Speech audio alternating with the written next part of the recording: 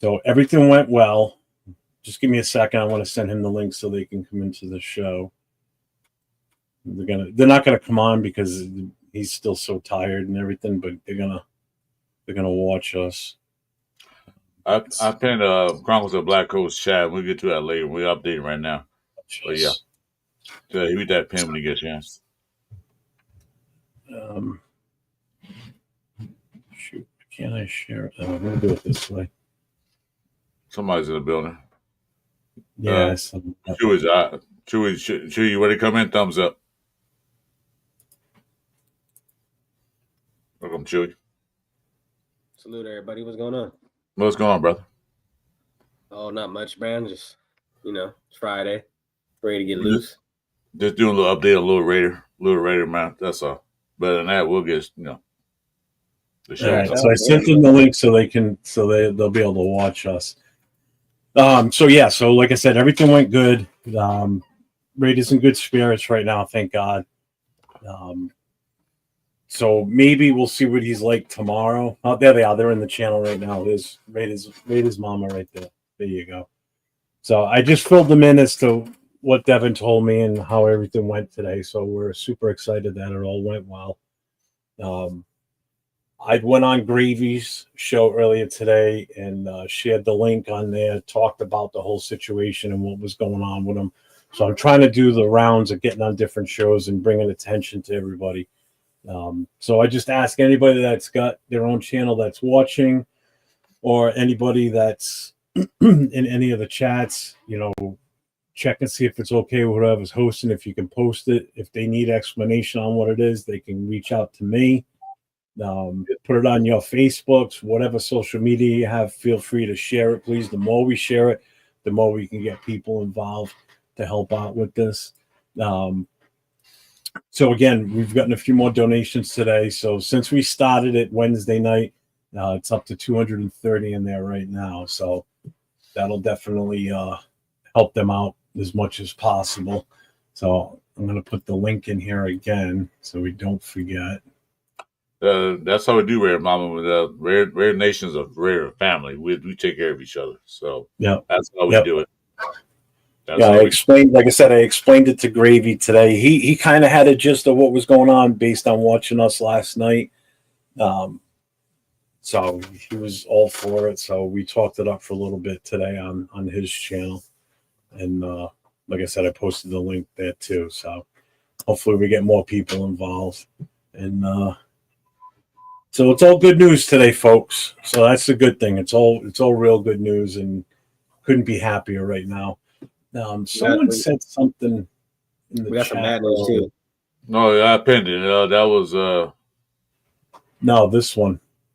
Robert Pena. He said, yeah, my nephew's 19 years old, had the same defect Little Raider had when he was born at the Children's Hospital. Helped him throughout all the years. The technology for repairing valves is amazing now. Oh, yeah, go back 15, 20 years ago. Totally different situation. It's so much more invasive back then versus what it is now. Now, don't get me wrong, he's got a serious incision on his chest now.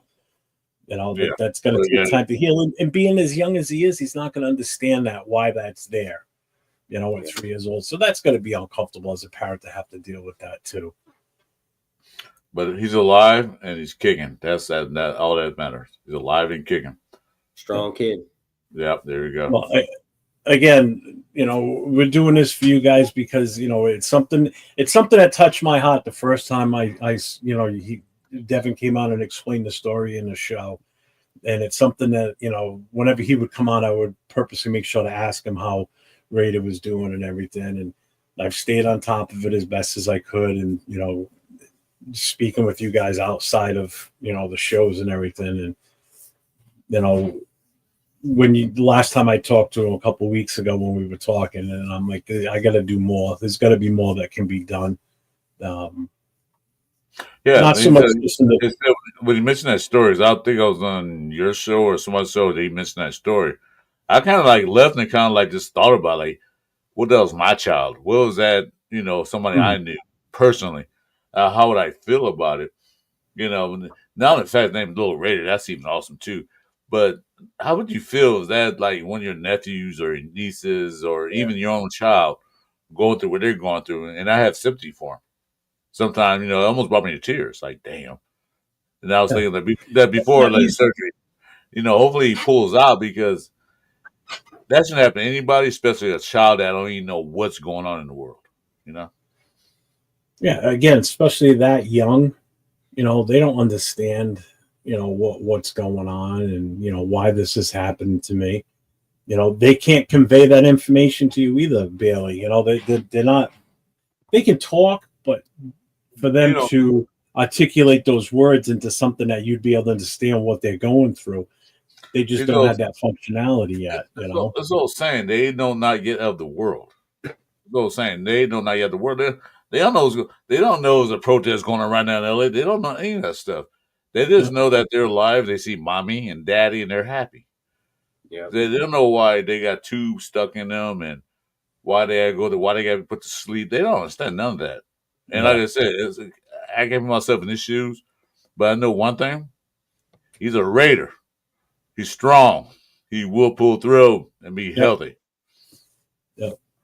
So I'm excited for the future. What's going to happen with this young man? I'm going to follow this until the day I'm no longer here.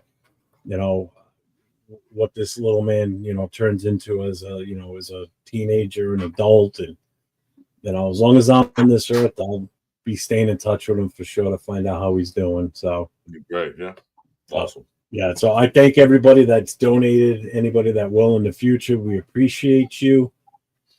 Just remember, you're having an impact on a family that's going through some serious hard times right now. I'm sure it's not easy for a parent. It's going to be scary. So anything we do that makes their life easier, the better. Yeah. So anytime you child go to the hospital, man, it's not easy on a parent because you don't know what's going to happen. Because the kid can't really tell you what's going on. So, Yo, Jeff. You can send me that link personally. So I can't click on it. It won't let me. If you can send it to me personally after the show or whatever, I'll Yeah, anybody that if you're on your computers or whatever, Chewy, I just sent Jess, I sent it to you in Discord. cool. It's in the description for the show tonight, so the link is in there for the GoFundMe. So go ahead and hit that up whenever you want. It's in there. Like I said, it is pinned to the top of the chat too. So, and that's what it's all about. We're a Red Nation, but it's all about family too. That's the main focus. We're all about family. We can root for our team. Our team might be bad, might suck, but you know what? As long as the family doing good, we're all doing good. If you want to bring up what OG was talking about, really go for it. Oh no, it was just funny what he said. It wasn't that important, but I'll bring it up. It was saying that what if the Chiefs are staying in a hotel in Vegas? Can we keep them up with the protest? Yeah, maybe. We could definitely when the time comes, we can tell the protesters that ICE is in ICE is in that hotel. Yeah. I can say you can say, hey, you don't have Holmes and Kelsey or undercover ICE agents? Yeah. You're right, Robert Pena. We may be dysfunctional at times, but we're still human beings and we're Raiders. So well, the only way you can be a Raider fan is be dysfunctional, man. That's how you get in the club. Yep. So I know we missed a few people that jumped in the chat while we were giving the update on Raider. I apologize if we didn't call you out, but I know Shopkey's in here. Okay, I got it, Jeff. I got it. You got it. Go ahead. Okay. Stacey H in the house. What's up, Stacey H? Stacey, how you doing? What's up? Yeah. Pretty much you got almost everybody that popped in. Nobody knew. This guy right here, kick him off the show. Who? This guy right here, you gotta kick him off. I don't like it. It's that guy. He follows me everywhere. Yeah. Always in the chat. Always. Every time I go on a live show, some bald black douche comes and jumps in the channel. Right? I had the same problem. That same dude. We got What's Dave up, Dave? What's up, brother? How you doing? going on. Yeah, he Yeah, hit Jeff, me up when earlier you too. take your Dave. hat He's off, like, Jeff, "You you guys be on almost time?" match. What was that, Jess? I said, when you take the hat off, you guys are almost, twins. Yeah. Just give me one day in the sun, and I'll Yeah, come you'll close be to there. matching the There you tone. go. It's that Give me- Portuguese blood in me. Give me I only need 20. one day. Hey, give me 20 years in the shade, and I'll probably be like that. So Yeah, that's right. Dave's moving out this way. He's coming out to the East Coast. He's in what are you in Phoenix right now? Arizona, right? Oh, So Phoenix I is know he's hot. moving out here for a job of, I believe he said. hey, you guys send me an email. Hey, look whose name's back. I got to see. know what's Hold on, good, hold on. brother. Hey, Carlton Black Hole, you gotta send me the emails again, man. You send me emails, put it in a private. Well, you're not on screen, but I see the emails and not going through. I don't know what your spelling's wrong or what, but send me emails again, dude. Anyway, oh, Hey, there's Bueno a was fly in back. the house. Can you kill it? Get your No. name back, Bueno. You're not Bruno no more. What do you know? He's back. He's back to normal. Feels good to be back. Hey, here's a hint. Don't change your name again. He gonna do it again. He'll do it again. That's the way he is. That's the way he is. So, Jess, what do you got going on? How you been? I'm just chilling. Not much. I'm just fucking around. Nah, man. What the fuck? Yeah, just I don't really got too much scheduled. I just kind of when news pops up, I'll go live. A lot of people have been checking me out. Appreciate it. But yeah, man, like really what I'm waiting for is preseason so I can start doing these game reviews, pregame, postgame. And then like I said, just to make it a little interesting, I'm gonna be doing I'll be doing postgame and pregame on the top game of the week outside of Raiders football. So whatever game was the most exciting, I'll do something for that too. And Okay. but yeah, man, other than that, off season's slow. This is my first year doing it, bro. So I'm pretty fucking excited. Yeah, I'm with you on you. Without, But like I hear everyone say, it's slow off season. All the content creators will shoot me, their little advice. But yeah, once preseason starts, I'll be in motion. Okay, so we got a Bronco fan here. That's fine. What's up, Justin? That's cool, Justin. Welcome to the channel, man. We can talk football if you want to, So this is a Raider channel. Have you thought about going back over some of the games from last year and just do like a pre-recorded thing and then just delete it, like not actually post it, just to kind of see, go back and watch it yourself? I get what you're saying. Like pre-record one from last year, but just keep it as private. Yeah, and then just delete it when you don't want, so you can sit there and watch it as if you were somebody that's just watching it off of your channel and just see what you think and tweak it that way too. That's like pretty much like practice, because you're going to go a little bit more in depth than like what Chris and I do.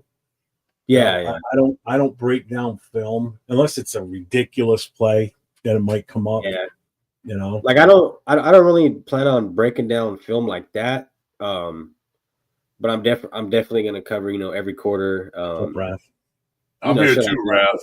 Go into go into stats, player stats, what I think they're going to get pregame, and then what they got postgame. And then for all the people who do gamble, I do bets every week on Price Picks and Underdog. Yeah. So I'll probably touch up with that too, and that'll be some content for all the gamblers out there if they want to follow in on what I'm betting on that week and things like that. Try to do something a little different. But yeah, that's really all I got planned, man. Like I said, it's my first year. I'm pretty excited, and we'll see where this thing takes me. So, one other question: do you guys trust Jeff's buddy Mitch when he said Wilkins may be out for the season because he needs a second surgery? I was just going to bring that up too. That's pretty much the biggest thing that's popped today. That's the bad news. Yeah, I saw somebody post from Mitch, and I was like, it can't be for real. I don't trust it. And like, my sources say, and then now I'm hearing it all over the place now. Yeah, it's real. It seems to be a confirmed thing. Yeah, it's confirmed. So it's confirmed. This is what I've been saying for the last few days. This is my worst fears: is if they start talking that he's going to need a second surgery, then we're looking in a different direction now. Well, you know that means that the other guys got to step up. He'll pretty much miss the whole season, though. I'm thinking with the second surgery, and then they're gonna have to give him time to heal, and yeah, he'll pretty much be out. Well, that's why they probably brought a bunch of D tackles just to make sure, because they kind of suspected that all along. You know, they brought D tackles in. They got this guy and all this guy, these guys. So we signed Adam Butler. So they say, well, he might not play this season. So that's why they got just to make sure. Yeah, I mean, you know, they got Tonka, we got Fotu. Yeah. You know, when I was on with Gravy today, we talked about this at length. And then he brought up a name that I wasn't really considering it, prior to, but now I definitely get it. I mean, in all honesty, he's still out there. I would take a flyer on Jadeveon Clowney. You know, he's not going to be a full fill-in for Wilkerson, but you know what you're getting with him. You're getting a guy that's still got, plenty left in the tank, can go in there and really do something, for the season to help us out. So I wouldn't be as opposed to that at all. Well, you figure they're gonna rotate a lot of people in now, so they'll fill certain needs. But right quick, I'm gonna this question right quick. Do you feel like you guys missed out on Sure Sounds? Hell no. No. Hell no. We miss out. We miss out on. Nope. We missed out on a speeding ticket. That's what we missed out on. Two. He's got a second one now. You got another one? Really? Yeah. It's saying he's got a couple already. Oh wow. Yeah. So basically, it's another Henry Ruggs situation. I'm good with that. We missed out on a felon, boys. Yeah. We don't need that. We don't need that news anymore. We don't need that little interruptions in our system. Yeah. I'm good with that. I wanted him at first too. I'm not gonna lie. Devin said that Mitchell Renz from Raiders Report is good people. So checks in on Raider from time to time. Also talked about our daughter when she passed. So he's good people.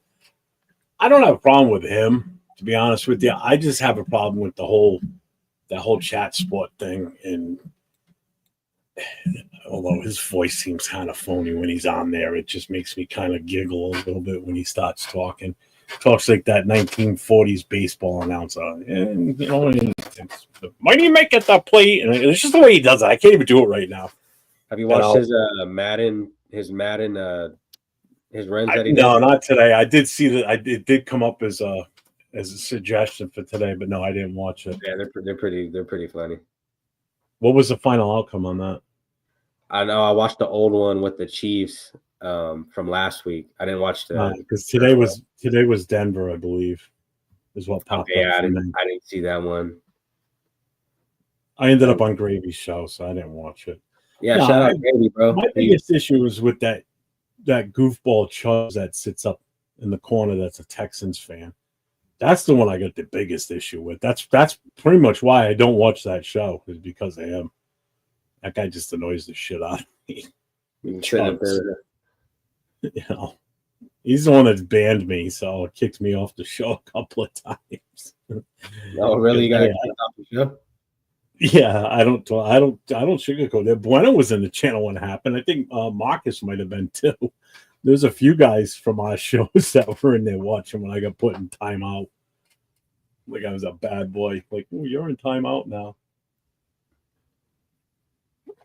So getting back to Wilkins, I'm a little nervous now. I mean, it's the one thing that I said that would truly affect on how I felt about the defense.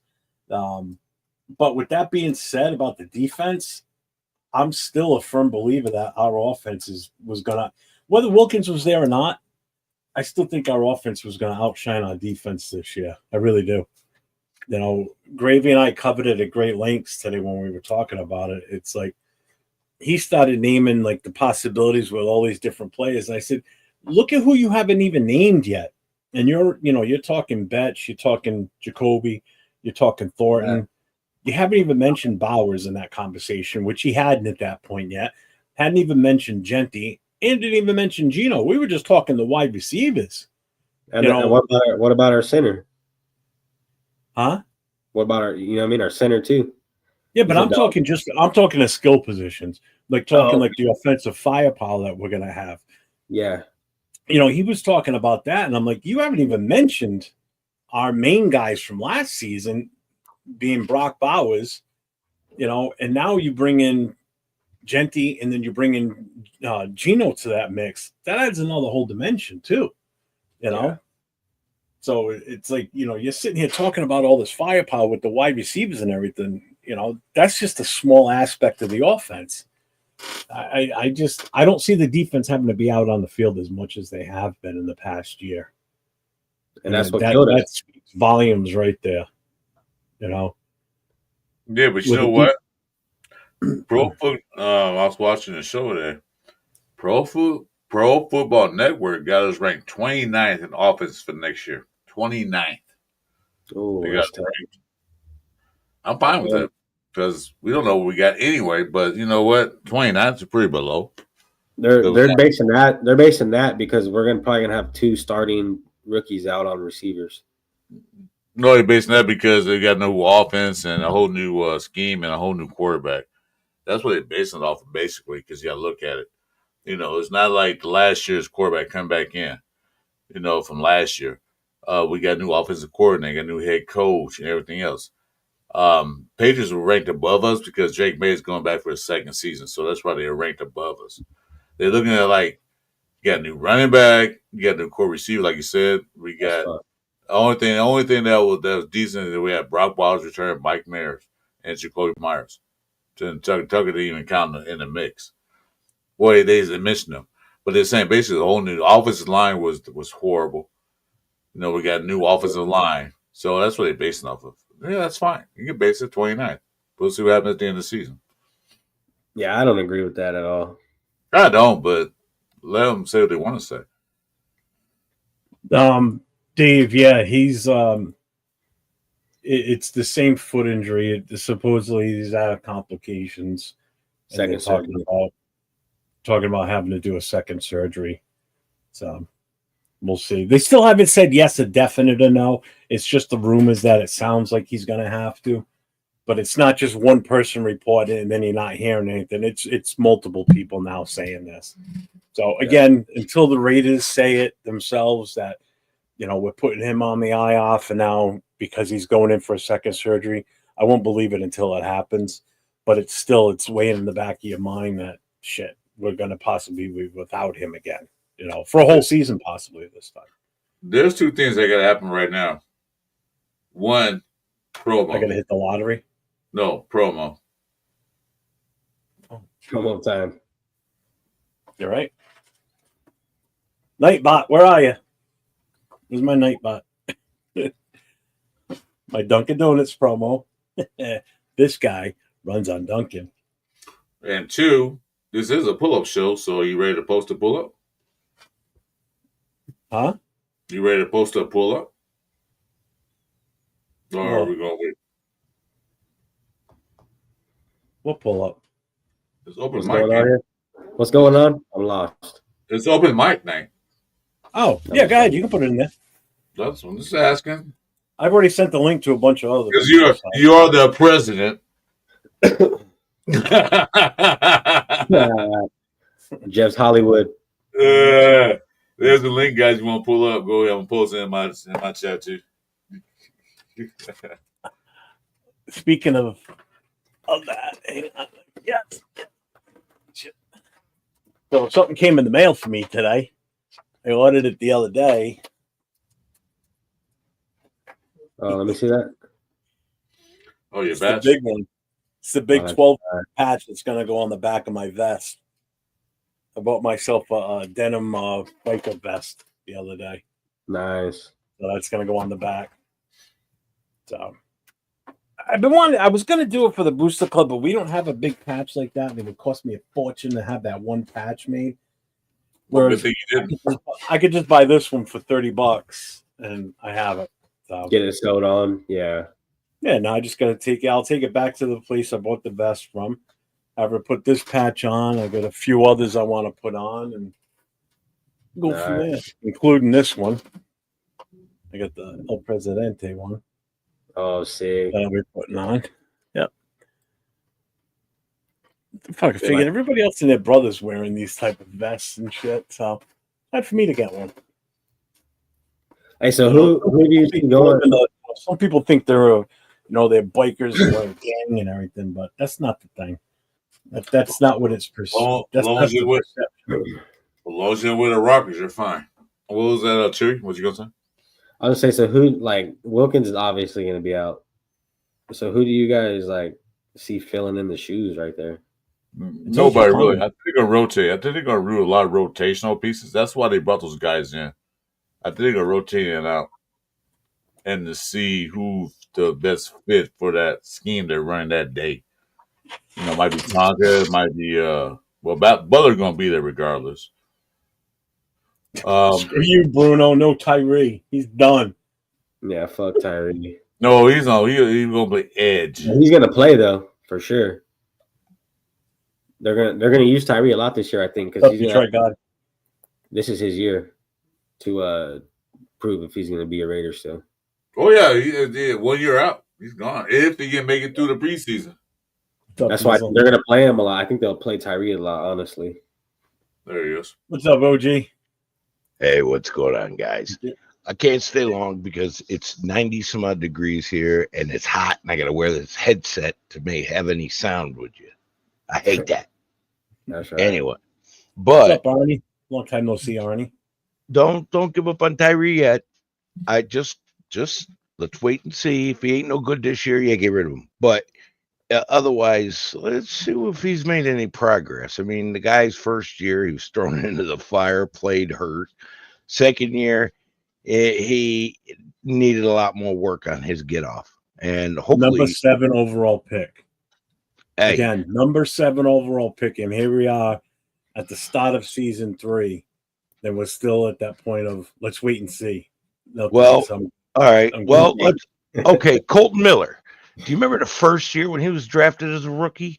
Every Raider Nation wanted to hang him. Grade him. They said get rid of him. The second year, they were like, he ain't good enough. Third year, oh, why isn't he in the Pro Bowl? Shut up. Stupid.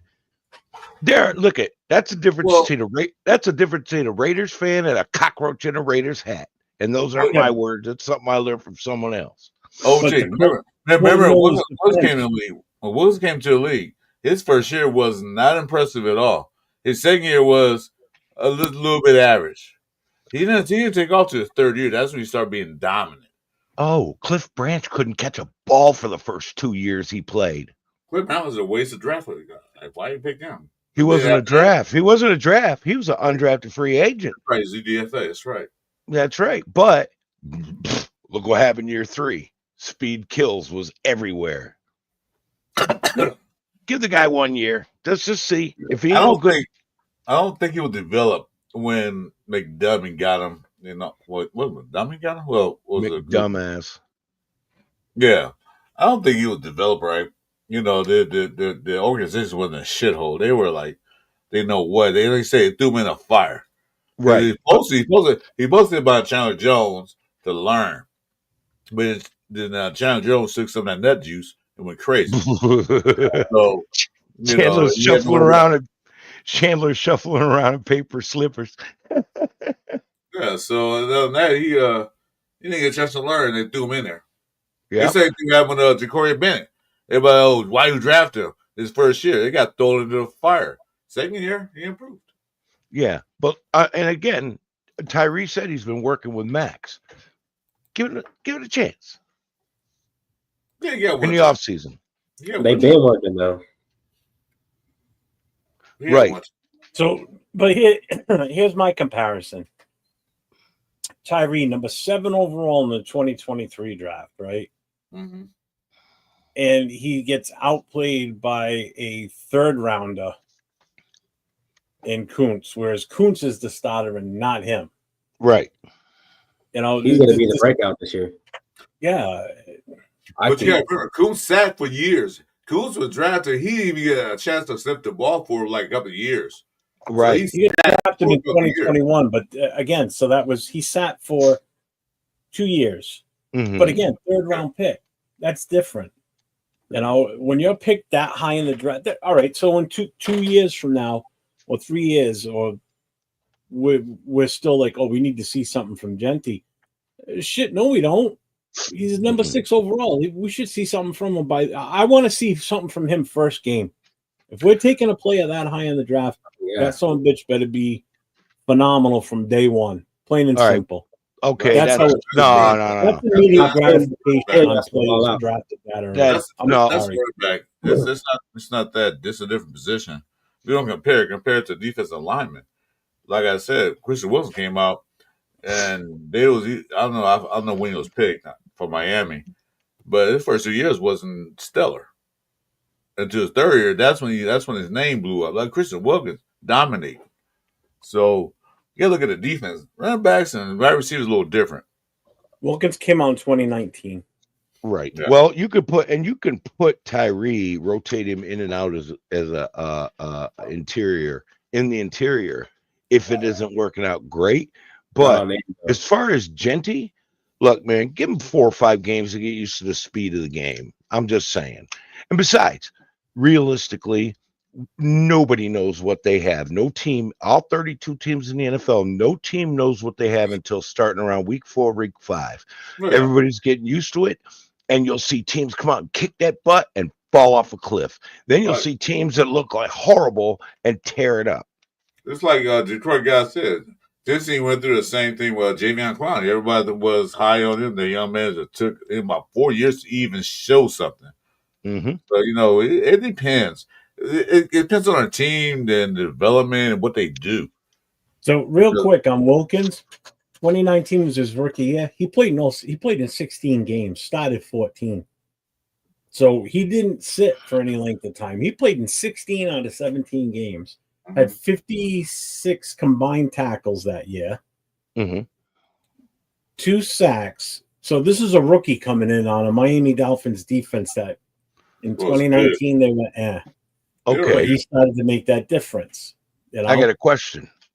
Wilkins, this whole thing was started, it came out with Mitchell Renz, right?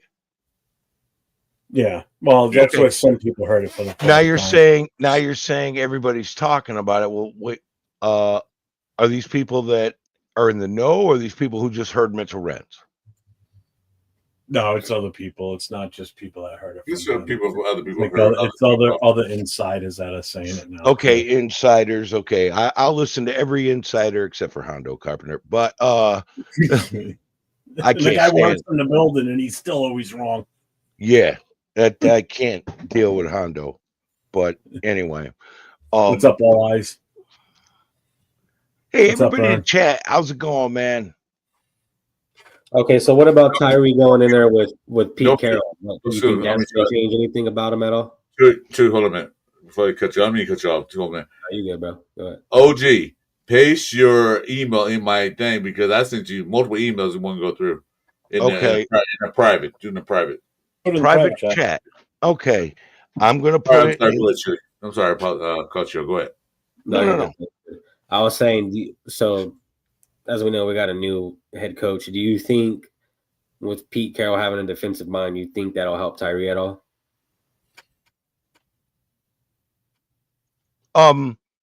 You asking me or everybody? Everybody, yeah. I don't. No, not He's a defensive-minded Yeah, coach, no, but he's more of a secondary guy. Yeah, he's a I DB respect coach. what he can do in the secondary. Yeah. And maybe Again, some Tyree's been here 3 years now, and he's been with Patrick Graham all 3 years. If Yeah. anybody's going to have an impact on him, it's going to be that. Yeah, Pete Carroll's more like the DBs and a little bit of linebackers. He doesn't really do a defensive line.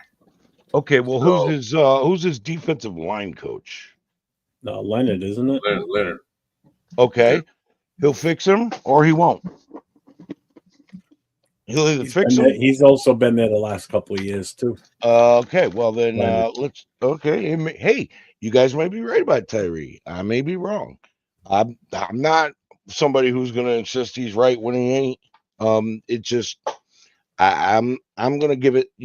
You give a player 3 years to develop, you'll know he's either garbage or he's good. Exactly. That's why I'm gonna give him that 3-year window. So Arnie He's on his last leg.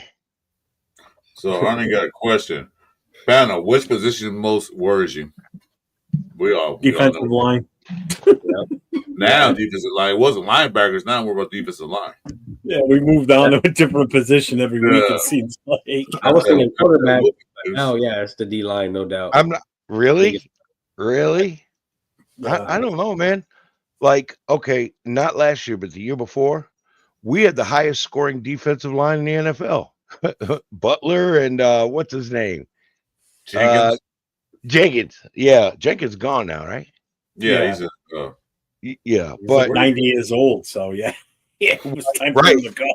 but he got that touchdown 2 years ago against Kansas Yeah, City. you're still serviceable. I will give you that for sure. I love that. I'm sorry, that was one of my favorite games I've ever watched, and I've been watching them for over 50 years.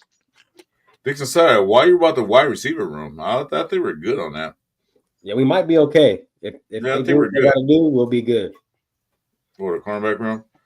Maybe I see maybe little concerns, but I know that the defensive lineup, because I'll tell you one thing, look at Philadelphia, they did last year.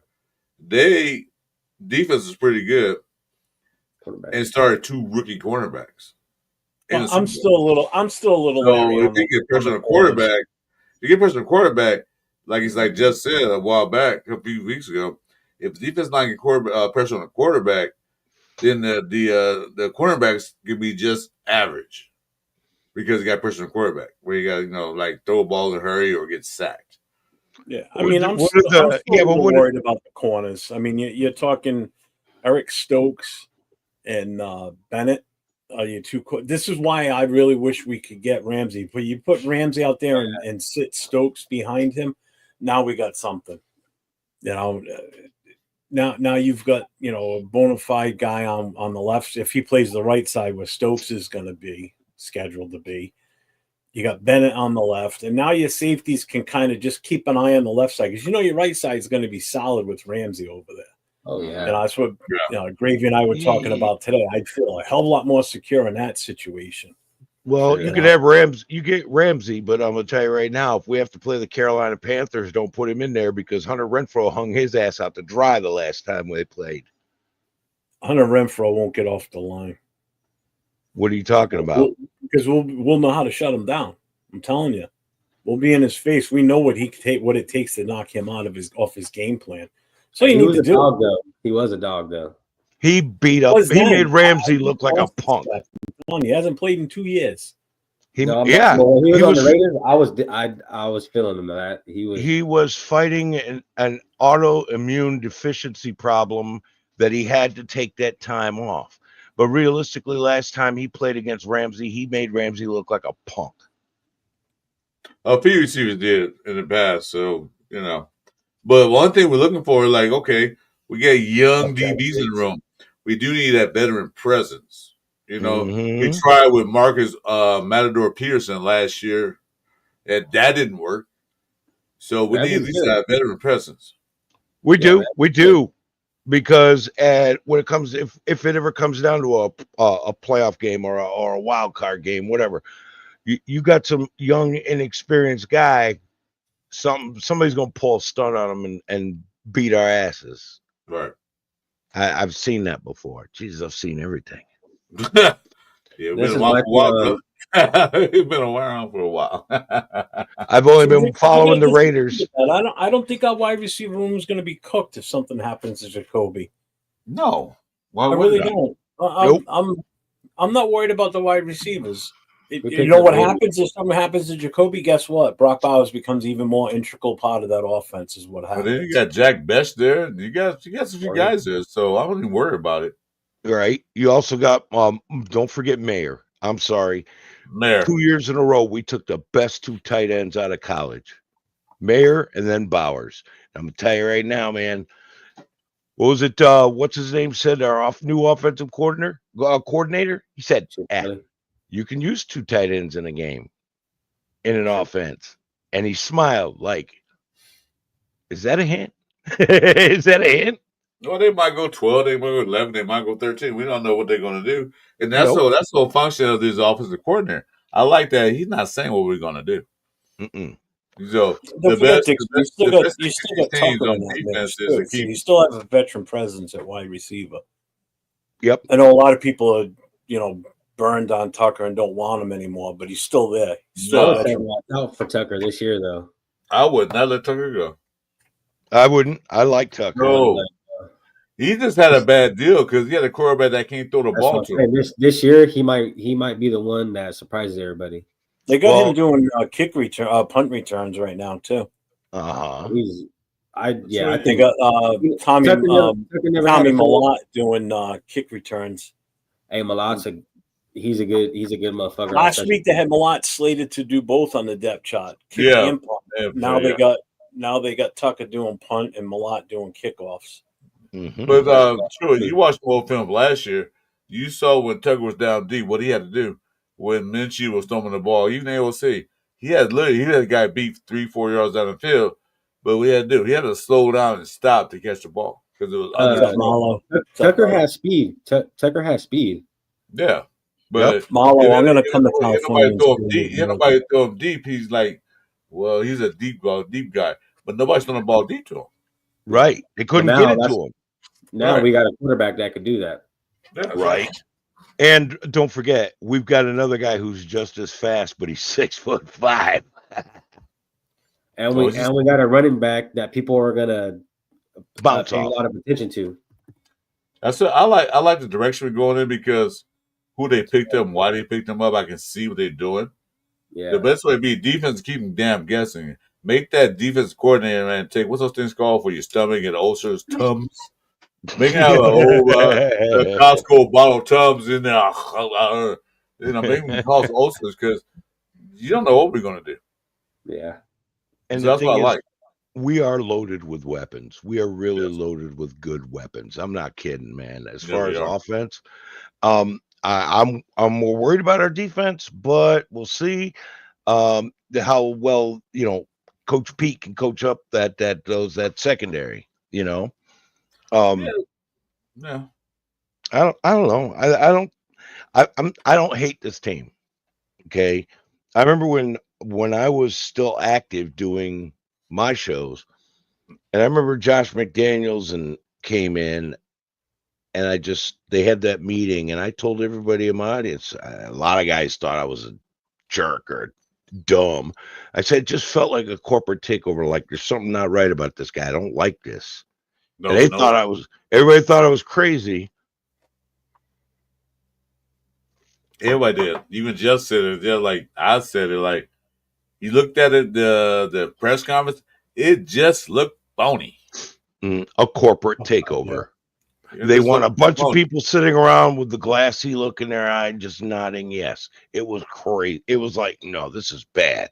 Well, if you notice, the last two hires, you know where Mark Davis was? Not in the picture, but that particular one, he was sitting between those two, between Ziegler and Ned. He was sitting right there, make sure that he answer the questions right. This looked phony. Yep. Now, I'm sorry. One of the biggest mistakes we made was not giving Bisaccia a shot, and I think that's the reason AP got that chance, because Mark knew he screwed up getting rid of Bisaccia. Mark looked out his office window and saw the gallows out there ready to hang him because you messed up by not hiring Bisaccia and then hiring Josh McDaniels. So when the whole stadium was screaming AP that last game of the season against Denver, he knew what he had to do. Right. Not saying he wanted to, but he had no choice. Right. Either AP or you better get a better coach than we've been doing. Or you better disappear, take off out of town for a while. We know where he lives. You got that big house. That looks like a stick. What was that house? House, Jeff? The picture you had? You saw that picture? Mark The Davis one that's house? supposed to look like a Star Wars destroyer. It looked like the stadium, like the health center. Oh, really? It looked like crazy. Dude, we got the Oh, money. you're talking about Mark Davis's house? Yeah. Yeah. Yeah, They're it cool. almost looks like where his house is. They took the Intermountain Center and put it up there. It's almost the same. It's got to be the same architect that's working on it. Looks just Oh, like it. You still got that picture pulled up because I forgot what it looked like. I don't have that. Oh picture. no, I don't. I don't think so. Oh, okay. Yeah, man. Take a look. Well, I'm thrilled about this season coming up, OG. How do I feel? Okay, Yeah, how do you feel about it? there's been seasons I've gotten my hopes up, and afterwards was sitting around halfway through the season going, man, I'm wasting my time. I've been down and out. No, I don't. There's years. Then internet.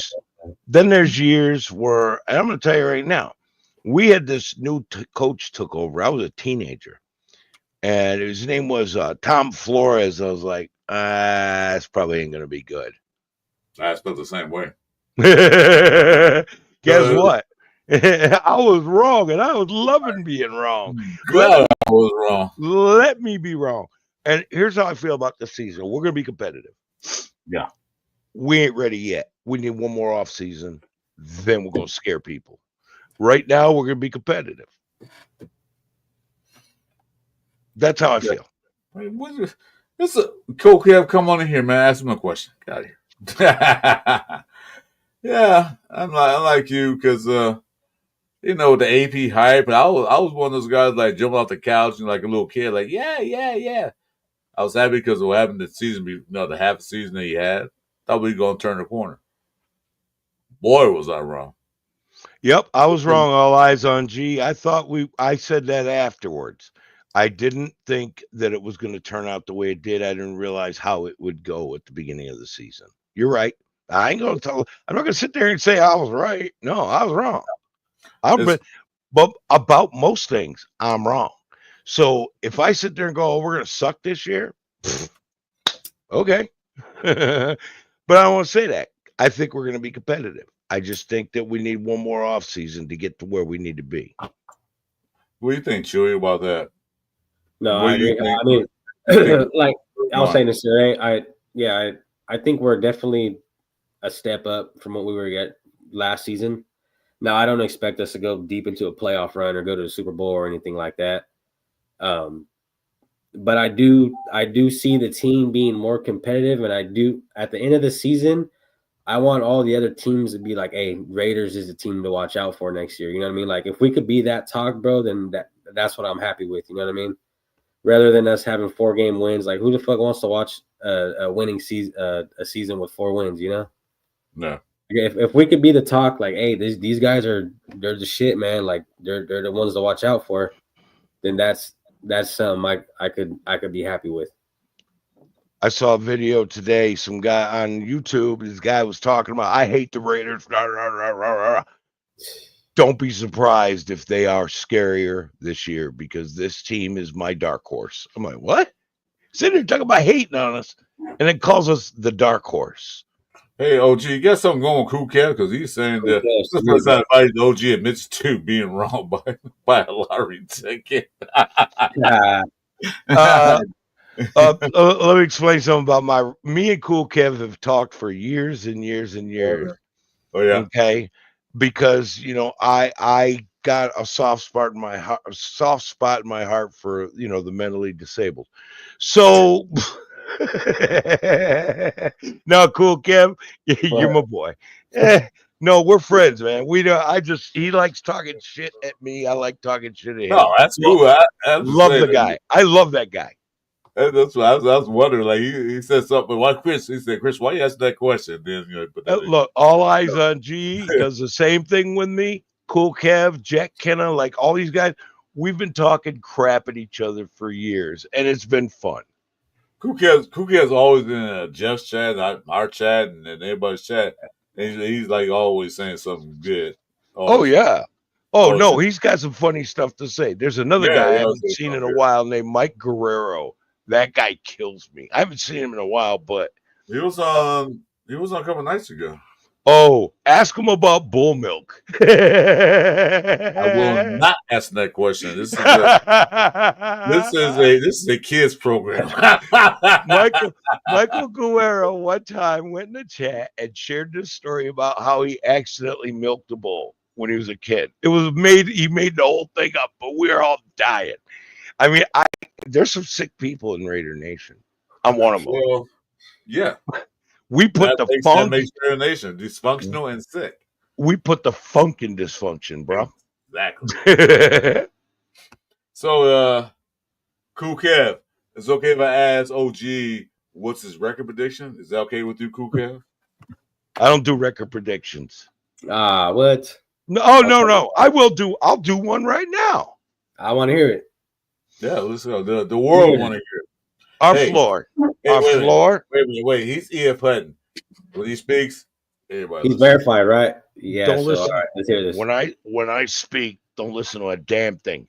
Okay, so here's how it works. Here's how I see our floor this year. I've been looking at the schedule. We got the easy schedule. I see our floor is 9-8. I see our ceiling is 11-6. That's just where I see us. I said the same shit. Now we're gonna lose to the Titans, and we're gonna beat somebody really good, like either the Eagles or somebody we ain't got no business beating. That happens every year. OG said the same thing. Wait, you said lose to the Titans? That Titans game scares the hell out of me for some reason. Lose to the Titans and beat the Eagles, and everybody's going, what the hell? And I told you, the Raiders. That scares me. That's bold. The friggin' Raiders. Because we do that stuff. It happened last year. Isaiah R, I might be going out there too, bro, to the Titans game as well. I'll be at the Niner game for sure, though. Yeah, that Titan game, that's one game that really scares me. Like, Titans, I don't know how good they're going to be this year, but like that's one of the games that we'll lose at home. The Titans are going to be a hot dumpster fire juice. Okay, I don't think so. But the Eagles, we're going to beat them, and everybody's going to be like, "What?" And let me tell you why. Last year we beat Baltimore. We got no business beating Baltimore and lose to the Panthers, right? So you're talking about this year we got the Eagles.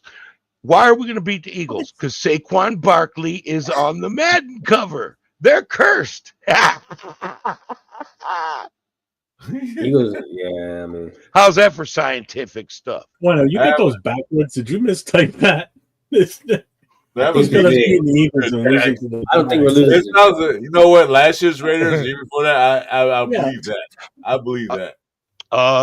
I'm not going to say the Jags are going to be that bad this year, man. I'm a little concerned about them too. Trap game after the bye week. We never come out of the bye week sharp, no matter who's coaching. Ooh, yeah, it's different, bro. We got a situation where we can't stop a tight end, no matter what generation or what era we play football in. We still can't stop tight ends. Wrong.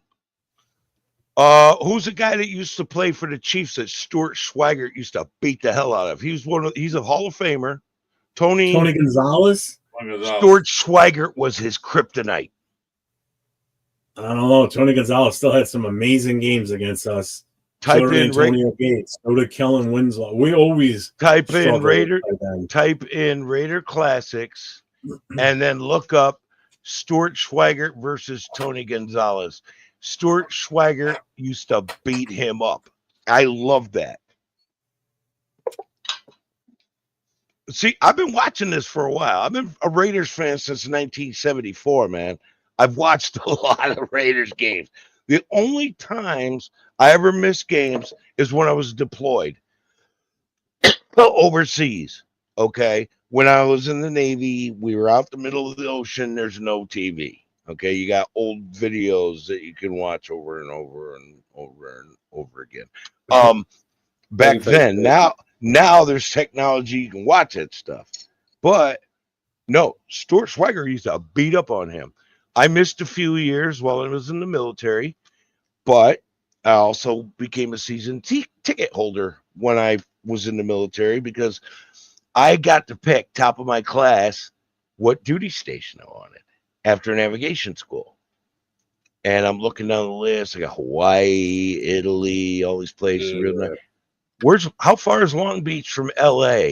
And they said Long Beach is part of LA. I said, I'll take that. And they looked at me like I was crazy. But First thing I did when I got to the base, I had a couple of paychecks that I just cashed.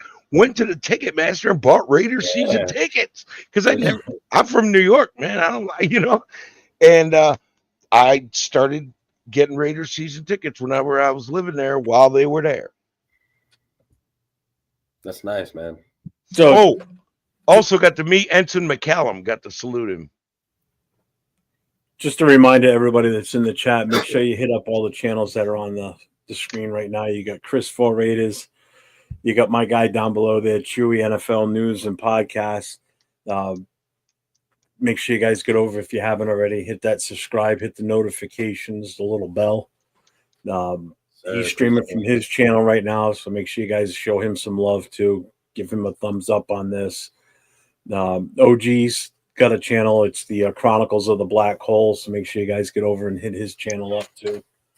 If you like history and old stories. I usually don't keep up with a lot of new stuff. A lot of stuff I do is the history. Up 805.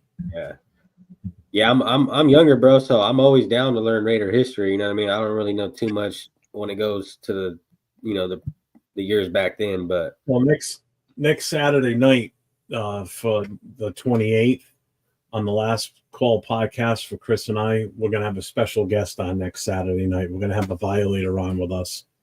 We're going to be interviewing him next Saturday night. So yeah, he's a cool guy. That's going to be a good show. Yeah, I'm always open to learn Raider history, bro. Yeah, that'll be a good show. Well, because he's an old school guy like Chris and myself and OG. That's been a fan since we were all kids, and also before the Black Hole, Violator went to the games in L.A. He used to dress up as Violator, and I dressed up as Beetlejuice. And I met him at one of the games. We high-fived each other. There was no Black Hole at the time. That didn't happen until they moved to Oakland. But I didn't go to Oakland because I was in L.A. But I met him there, and I interviewed him, and we talked about that. And he went, "Holy crap, I remember you in that voice. That's right." And he sent me an autographed copy of his book. Great book, man. You got to get that book. You learn a lot of history from some of the books that were written about Al Davis. You learn a lot of history about there's a thing called Raiders Classics. It's a channel on YouTube. Go watch it. Now, understand it ain't like today. When the Raiders were down 20-0 against Pittsburgh, this is in 1981, and the Raiders came back and whooped them. And I watched that game on TV, but what was cool is I remember sitting there biting all my nails off, even though I knew the outcome of the damn game. Great stuff on that channel too. Yeah. I don't know who runs it, but Raiders Classics, you get to see the glory days of the Raiders. Exactly. Yeah, I ain't seen that. Yeah, when I started watching the Raiders, religiously on Sunday, should have probably been in church, but that's when we had Jamarcus Russell was when I was a fan. I started watching. Sorry. I'm so sorry. We cycled through Campbell and Pryor and Carson Palmer and all those fucking guys. You came to lead the dark days, man. That's when we were really good. But so you are definitely a hardcore fan if that's the case. That was you came in those days, then you are a fan. You are a badass hardcore fan. Yeah, my whole family is Niner fans. There's only 3 Raider fans in my family. It's only 2 in mine. Me and my son, and my wife's son. Isaiah. I'm it in my family. Everybody's just Cowboy fans, whatever. Well, everybody, I'm from upstate New York. Everybody's either Bills or Jets fans. I'm a Raiders fan. Hey, I didn't forget about Carr, bro. I'm from Fresno, so I fuck with Carr. I fuck with Adams. Anyone, all the guys from Fresno, I always rep for them. Well, you want to hear something? That's like where I live. You got a ton of Pats fans around here, obviously, but before the Patriots were a thing, the Giants were big around here. Because before the Patriots were on the TV market, everything was New York Giants, because that was the next market from this area was the Giants. So there are a shit ton of Giants fans, old school Giants fans that live up in this area. Oh, let me ask you. There's not as many Jets fans up here. Yeah, but those Giants fans, how'd they do against the Patriots in the 2 Super Bowls they played them? Screw the Pats. Anyway, no, but I'll tell you what. I look at me. I'm ancient. Okay, you want to find out how old I am? You're gonna cut me in half and count the rings. The last time the Raiders won the Super Bowl, I was a senior in high school. Damn. Well, then you're not ancient because I was 2 years out of high school already. I was still swimming in my dad's net. Well, no, you're ancient too. No. I'm not ancient. I'm vintage. Yeah. I'm a vintage wine, right? Yeah, that old wine you see in a bottle that got like 2 tons of dust on. That's me. Yeah, see, and I'm old rotted punkwood. Okay, you ain't counting no rings. It's all What's rotted. up, Leo? What's going on, brother? Shout out, Leo. I got Chewy was still swimming in a ball sack. I was still swimming, bro. He wasn't even swimming. His dad probably just getting his purity going. So yeah. Wait. His dad might have been swimming at that time. Yeah, exactly. His dad was playing dodgeball, man, in elementary school. So you know. Yeah, I was still tadpole, bro, getting it.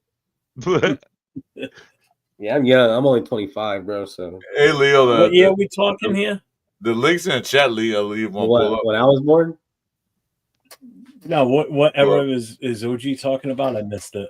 He's talking about like 30s or 40s. Rings or something like that.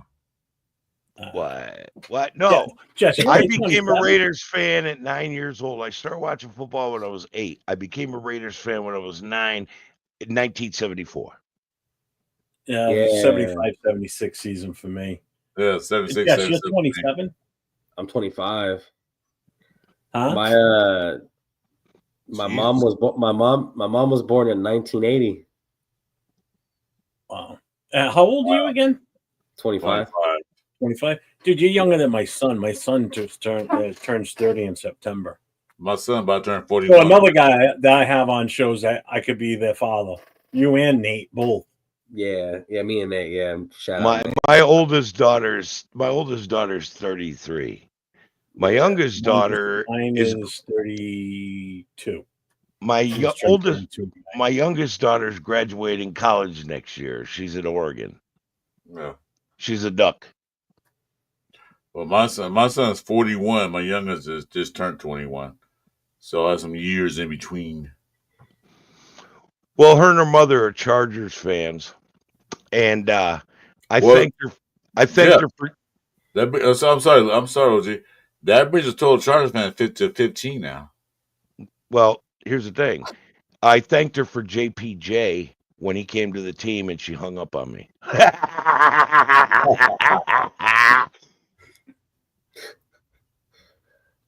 A real fan fight, yeah. So Lost in Translation says, have you guys ever lost a passion to follow the Raiders due to the continuous disappointment for how the organization is run in a way it's predictable with only hope? Yeah, I mean, there was some depressing years, obviously. Last season was depressing, but you know, lost the passion. Like Leo just said, that's part of being Raider fans, man. We gotta live the roller coaster. Passion's life. there. We're up, we're down. We're up, we're down. Partway through the season, you get kind of depressed. Let me tell you, I DirecTV, the first time I come to that Sunday ticket, I got it immediately so I watched the Raider game. And I would sit there and I ain't watch the game. And I say, Raiders playing, I said, I don't want to see this shit show no more. I'll tell you this.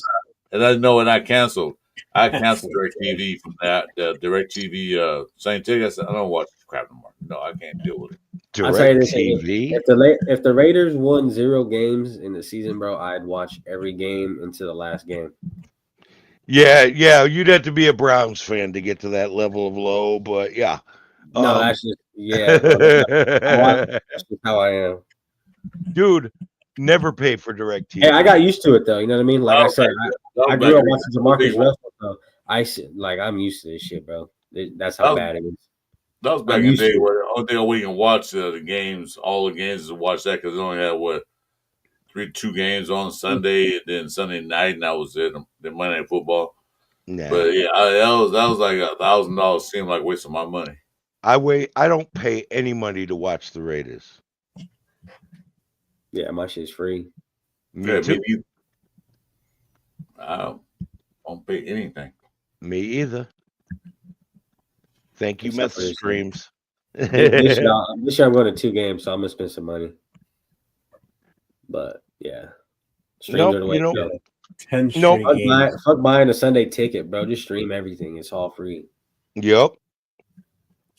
But here's the thing, man.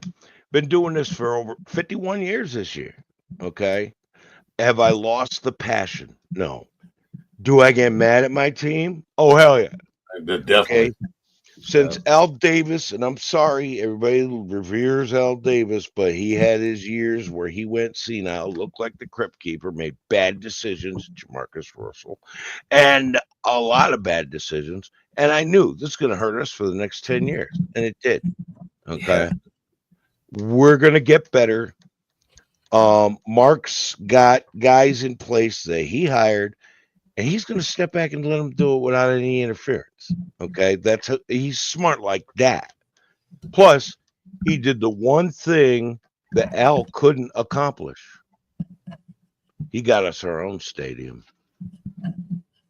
So he needs to fire his hairdresser, but otherwise the guy has made smart decisions. You guys have ditched the bowl cut. Well, understand this. When he started off with this, he was worth $600 million. Now he's worth what? Almost $3 billion. $3 billion. He ain't dumb. $3.6 billion. He ain't dumb. He ain't dumb. Billion. Let me ask you guys this: How do you guys feel about the move to Vegas from being in Oakland? Can I go first? Yeah. Go ahead, Okay. whoever. Yeah. Okay. I was a Raider fan when they were in Oakland. I was a Raider fan when they were in LA. You know, the happiest kid on the block. Nobody can touch me. Then went to Oakland. I was sad, but they were still in the state. The thing that was worrying me so much that they were going to move to San Antonio. I heard that too. That would have killed me. I would Mhm. have totally. I've been a Raider fan still. Don't get me wrong. But I've been devastated. Moving to Las Vegas, okay, they're still within striking distance of me. I know that OG lives in New York, but still, that's still close to the fan base, the Oakland fan base, the LA fan base. So I like, all right, Mark, you did good. Not going to San Antonio, but you did good. I agree with Cool Kev though. Nobody wants to play in California. Taxes, bro. Yeah, well, Motherfucker. That's the way it is. Cheeto Linus said $5 billion. Okay. Wow. Is it $5 billion? Yeah. Well, understand he don't just use that stadium for Raiders games. I mean, there's a lot of events that go in there. He gets paid for. So. I saw it was 6.3. It's just I thought 6.3. I looked it up. Well, it was about 2 months ago, so it might be a little lower now. So, Jeff, hold on. what was that question you asked? I didn't get a real answer from anybody. What did you ask? Raiders moving to Vegas. Like, was that a thumbs up or a thumbs down on Raiders moving to Vegas?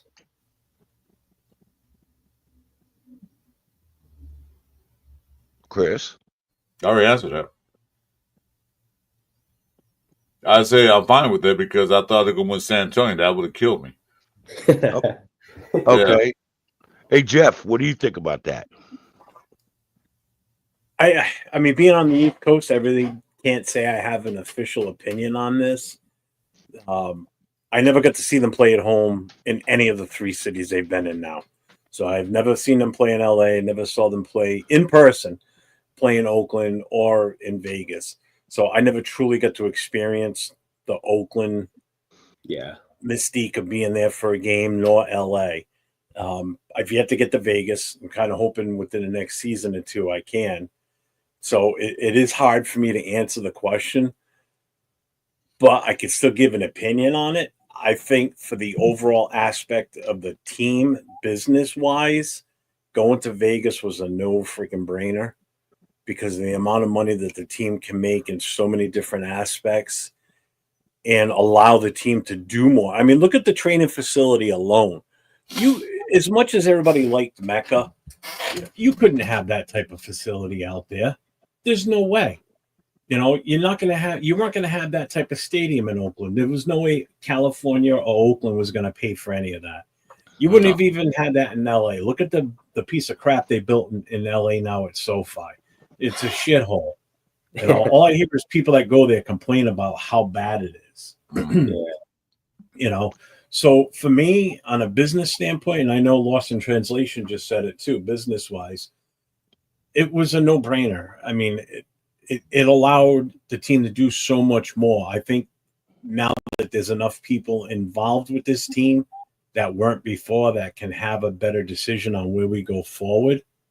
You know, I mean, Mark Davis is making money hand over fist right now. So he can do some of these guaranteed contracts because that comes out of his pocket. You know, what he pays for coaches doesn't affect the salary cap. Guarantees don't affect the salary cap. You know, that's all bonuses, signing bonuses. I mean, you hit somebody with a high signing bonus, that comes off the owner. That doesn't come off the salary cap. So having all this extra money allows you to do this stuff that other teams can't. You know, like some of these Jacksonville, well, I mean, Khan's their owner. I mean, the guy's a billionaire. But you look at some of these small markets, they can't afford to do that. Yeah. You know, absolutely not. You know, so it's a different situation for us now. I mean, the stadium alone, I haven't been in it, but yeah, Leo, you're right. We're no longer cash poor. We were cash poor in Oakland. We were pretty broke in Oakland. Yeah, you know, me personally, when we were in Oakland, the mystique in Oakland, it was the fact that it's a working class city, it's a blue collar city. That's what this team was born and raised on, was that blue collar, in your face. We're just going to grab you by the throat and just roll you. You know, now we're a different type of city that we're in. Yeah, it's still got its dirty, gritty parts in Vegas, but it's not like it used to be. It's not the old Vegas. That's every city got the dirty parts, man. That's every city. Yeah, but like when I was there in Vegas the last time was back in '85, and that's the old strip when it was really like, you know, you took a chance walking the streets there because it was a little bit rough. You know, now it's a family-oriented location. Now it's a tourist attraction. It's the number one tourist attraction in the world. You know, everybody and their brother want to go to Vegas at least one point in their life. You know, I mean, it's a perfect location. I just think if we moved anywhere, that's the place. Yeah, remember that. If we went to San Antonio, it would have sucked. OG can verify this. You remember in LA, they played the Coliseum. They were only about 5 blocks away from the South Central, the worst part of LA. That's all. You cross the street, Figueroa and all that stuff. Then you go for the Broadway in Maine. You in the heat of like the worst part of LA. Okay, but in fairness, on Sundays during football season, they did close it down. Didn't everything they shut that down. If you're wearing a Raiders jersey, you're safe. One. Yeah. They just shut it down. And two, but the fact is that this where it was located, you know, everybody here knew, LA, this South Central LA. It's called USC, University of South Central. Yeah, it's right there. But during USC games, during the Raider games, the city was shut down. And matter of fact, the police department hated when the Raiders had Monday night games there. Man, night games, they did not like that. They were trying to tell NFL, like, can you not have night games here? It's not called Monday afternoon games. It's called Monday Night Football. Right. Well, here's the thing. When the Raiders were in Oakland, I never got to go to a game there. Okay. I was a little kid in upstate New York. We had a black and white TV. Okay. So you didn't see the other team's colors. They were the black or white. You know what I mean? When they were in LA, I was stationed in Long Beach. I used to park at the DMV. You know why? Free parking and no one was there. Oh yeah, that was a good walk. Yeah, well, the thing is though, it was a couple blocks, but then you had to walk through this one tunnel. You knew all the homeless people were pissing down there. Yeah. And you had to come out of there and tailgates. If you're wearing silver and black, you're invited to everybody's tailgate. That's the way it was in LA. Okay. You walk around the whole Coliseum and go to everybody's tailgate. Everybody invited you. Now that they're in Vegas, though, okay, here's the thing about Vegas. We had to share a crappy antique stadium with a baseball team. We had to share, and then we had Really? then we had a Coliseum we couldn't sell out. There were just too many seats, and it was a lot of times the urinals would flood. Yeah. Mark Davis got us to Vegas in a brand new, custom, beautiful facility. Do I like to move to Vegas? Absolutely, I approve. Not paying for a ticket though yet. Those tickets are high there. I used to pay $34 a game for my season tickets, and they had good seats. Seventh row, 40-yard line seats. $34 a game for home field or home game for season tickets. Oakland had their mystique about this, about the Raiders and everything else. LA had its own. They weren't there long enough to really get it. I mean, they got it going, but they really did that long enough. You know, NWA and Ice Cube and all them guys promoted that. But the thing was that's the only chance I got to experience the nation, LA, the Raider Nation, because you can go, just like you said, walk around the whole Coliseum, go to everybody's tailgate party, and like you said, like you mentioned earlier, that when the Raiders play, even the UFC play, they shut that city down. There's pretty much you couldn't do anything wrong from start to the game to the finishing. After that, if you stuck there after the game's over, then you're in bad luck because the city turns dark again. But it was fine. Usually after the game, it was like, I'm gonna leave 5 minutes early to avoid traffic. That didn't work. And then I had a pounding headache from all the noise, you know. And obviously hydrating on beer is not a good idea. It's, you know, better to have water. What beers, like $2? I remember those beers. No, they weren't $2. They were like $4 or $5. But no, well, I knew somebody because I worked for a beer company too. So, and we delivered cakes there, so I knew which ones to go to. Hey, Chris. Yeah, but I mean, don't get me wrong. The LA games. There was this one guy who would hold a tailgate every home game, made the best carne asadas on his grill. Oh my God. I made friends with that dude. I don't know. They were cooking so much stuff out there, man. You're like, by the time you got in the game, Chewy, you were too full to go inside. You're like, you're not going to the concessions in the game. You were stuffed. No. And concessions will lose all kind of money because they were cooking up. I remember one game I went to. I remember Lee OJ went to one game. It was let's see, was it Colts or one of the East Coast teams, Midwest teams, Colts or something like that. I don't remember exactly, but this guy had a spit. He had a spit. He had 2 pigs and a chicken on it. 4 chickens. This thing was huge. Wow. He had a big giant hog, but he had like the small, pigs, like you understand. And you know the line of one that thing was, it was so long. I barely got anything, and he had it setting it up, and he was there to the end of the game, still serving food. Some people he missed a game because what he was doing. Yep. They were like, because one guy asked me, "Did you go inside?" Not yet. I'm still waiting. What's the score of the game? Well, I think it's halftime now, but that's how fun it was. And I've been to the new stadium. I went last year for the Niner game preseason. That stadium's nice, bro. The new stadium's clean. I want to the next game too in August.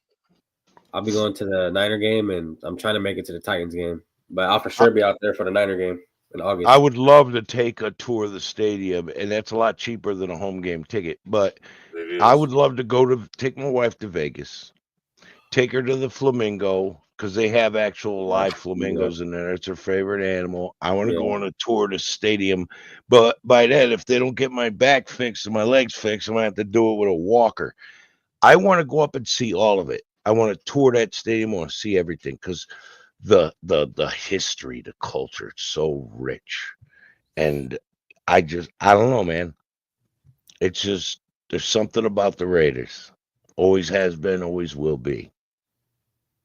Because there's 31 teams in the NFL and the Raiders. Exactly. Thank you. Straight Exactly. up. It's like Yeah, Cheeto, I win in August, bro. it's the Raiders and the rest of the NFL. Wow. You know, it's like that. See something.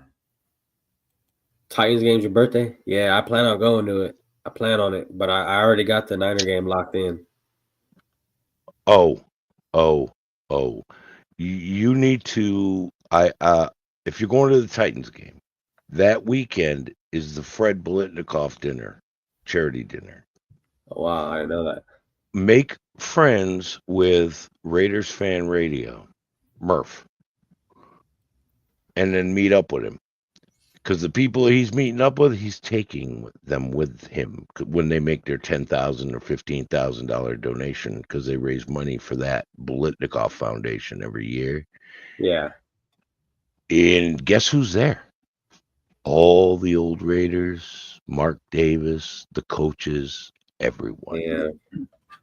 Okay, you go into that dinner, you're going to see people like Bo Jackson, Marcus Allen, all the greats. They do it big. It's like a team reunion thing. The Raiders are the only team that does that, by the way. You talking about the alumni stuff? They have an alumni day, and then they have the Blitnikoff dinner. Yeah. The alumni, they're the only team that does an alumni thing like that. Because they're so rich in history, they celebrate that every year. Yeah. You name another team that does that. Here's the thing about that, though. You know, the Raiders don't retire jerseys, okay? Because we've had so many great players. We'd have to wear three digit. We'd have to wear high 3-digit jerseys, okay? Yeah, we're on numbers.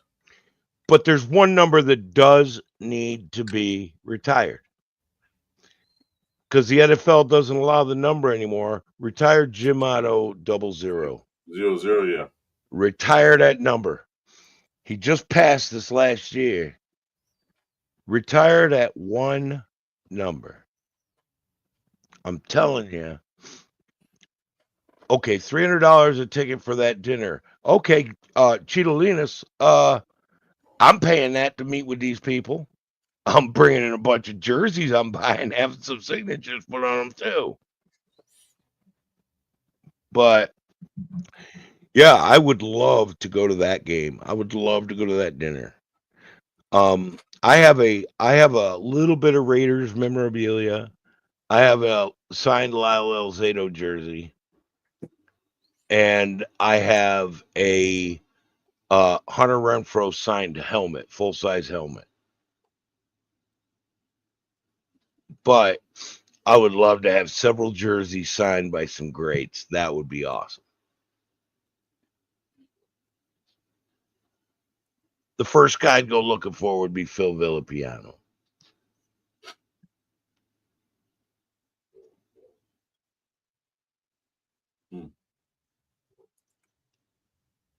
I don't have any jersey. Do I? I only have one jersey that got stolen. I think that's it.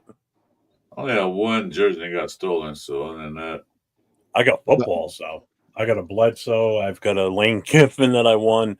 I got a Bo Jackson football. I got a mini helmet with Mark Van Egan, Filippiano, Vela, Henry Lawrence, and then I got that poster that's got all the players on it. Well, I would love to get a Al Phil Davis Villapiano on it too. I would love Al to get Davis signature. That's my prized possession. Is that thing? That See, sits in I a would love casement. I would love to get a Phil Villapiano signed jersey. The reason being is he is the greatest storyteller of anybody in the Oh, he's awesome. He's absolutely awesome. To sit and talk with him is the best. Plus, I could sit and talk with him more about writing that book about him. We had this conversation when I interviewed him, and it's been a couple of years. I'd love to sit down and go, hey, when are you going to be in Jersey? I'll go up there and I'll start I want to write your story, because he tells stories about everybody else. I want to know the stories about him. You know, I think the greatest storyteller in the NFL deserves that kind of recognition. Although I wouldn't mind getting a signed Bo Jackson. That'd be pretty cool. and Marcus Allen. I got a football. I'll take the football. A jersey would be great. A football would be great. I got a full size helmet signed by Hunter Renfro, even though he's not with us anymore. But that's one of my favorite things to have.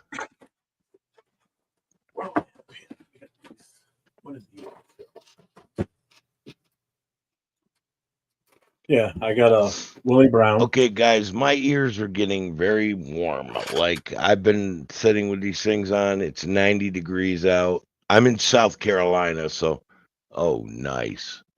I got a Jack Tatum one. Oh my God. Oh, you know who else I wouldn't mind having something signed? Oh, it's got the certificate of authenticity on the back for Willie. I would love to have something signed by, although he's not alive anymore, Matuzak. John Matuzak, the Twos. I would love to have something signed by him.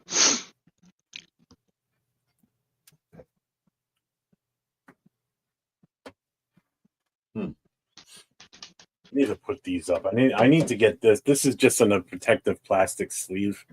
I gotta get this put in a regular frame. Okay, but when you do it with acid-free matting. Trust me, I used to be in the art business. Acid-free matting will not deteriorate the image. Okay, good. It's not stuck. Jack Tatum, that'd be cool as hell. When is this done? All right. Yeah, the one at Willie Brown was from 2002. Oh wow. Yeah, that's nice. Yeah. When was this done? Oh, Lester Hayes.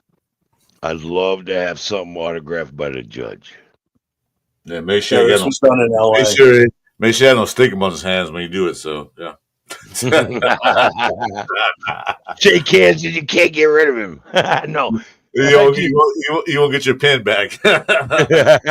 You'll say stuck. I can't get off. You know what's sad? What's Everyone was using Stickum. They just highlighted him using it when he stuck both arms into the barrel of it, slapped it on himself, and caught an interception on his shoulder. That's why they outlawed it. That he's supposed to wear silver black, but it's just always with brown and black. And referee, it was one game. I think it was. Let's see if I can find that. The NFL they had the goof films. Referee looked at his jersey like that. Look at double take. Like, what's your number? It was so bad. Yeah. See, and here's the thing, Chewy. If you go watch NFL. Alec? The Raiders Classics, right? Yeah. You're going to see games with guys like the Soul Patrol. Yes. You're going to see one of the greatest defenses, one of the greatest teams that ever played in the 76 Raiders and the 81 and 83 Raiders, the best teams that ever played the game, man. Go watch, just pull up NFL Classics and type in Raiders and see what they got and just watch those old games, man. You're going to be like, holy shit, why are their shoulder pads so big? But you're going to see, what was the tight end we had? Christensen.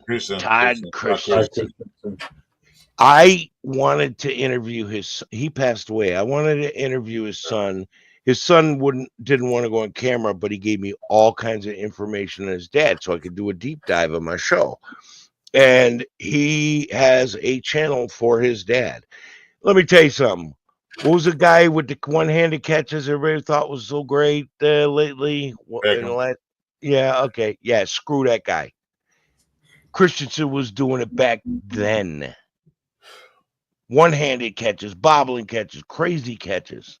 Like, it's the way Todd moved, you don't think he was a tight end, but he blocked when he blocked, he's not people on their butts. Yeah, he pancaked people as a tight end.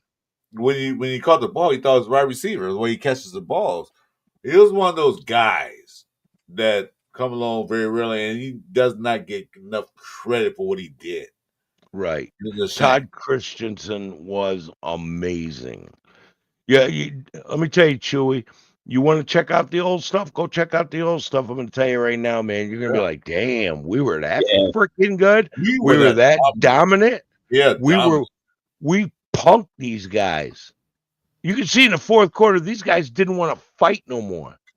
Those guys And the Raiders still tried to hurt you. Yeah. They don't get a plane ride to go to Oakland or then LA. One or the other. Like, what do you mean we gotta play Raiders? Yeah, it's on the schedule. Like, no. A lot of them were afraid. It was one season that the Raiders took out 4 straight starting quarterbacks, not the season, but a game. It was a year. I can't remember the year. I had to look it up. It was one year they were in LA where they played these teams and they knocked the starting quarterbacks out of 4 straight games. Then they knocked out for the season, but they didn't play the rest of the game. Knocked them out. That's what Howie Long was there, and all them guys were there. It's like just brutalizing. That's called domination. We once had an offensive lineman who played like a defensive lineman. His name was Boomer Brown. Okay. This guy would wrap his thumb up in cast material, right? And it looked like bandages. And they'd check him before the game. And then he'd go back in the locker room, soak it in water, dip it in water, and watch it harden. And he would use it as a weapon to get up. He said, I like to get up under the pads into the nice meaty parts, right? And hurt people. And Deacon Jones, who played for the, what was it, Steelers? Yeah. No, he played for the Rams. No, okay. Who was the guy who played for the Steelers? Did the Green? Coca-Cola? Mean Joe Green. One of his guys opposite of him was like after in the huddle going, and Mean Joe Green said, "What's the matter?" He goes, "This guy's killing me." He goes, "I'll take him." The very next play, he gives in the huddle. He goes, he's yours. He's yours. And the thing is, what does he do? Bob Boomer Brown teaches Gene Upshaw the same trick, who also taught that trick to Art Shell. These were our offensive linemen, man. They were vicious.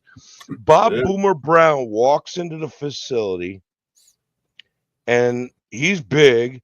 He was the first NFL player to seriously do powerlifting, right? He was huge. That's a fact. That's a fact. I'm sorry, because I'm not cutting you off. I'm just saying what Alex saying. That was a fact. He was in fake cast, and Raiders played fire with fire. They were we did too. They talked about that before. The same guy had freaking broken hand all season long.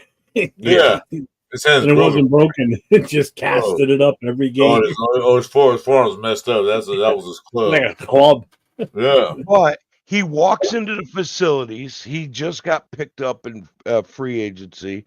Walks into the facilities. John Madden's there. The team's there. He walks up to the practice goalpost, pulls his sleeve up, throws his forearm into the goalpost, and it cracks and falls over. And the team, one of the guys looked at John Madden and said, "Who's that?" He goes, "I don't know. Just call him Mister." Yeah, Chewy, you gotta watch.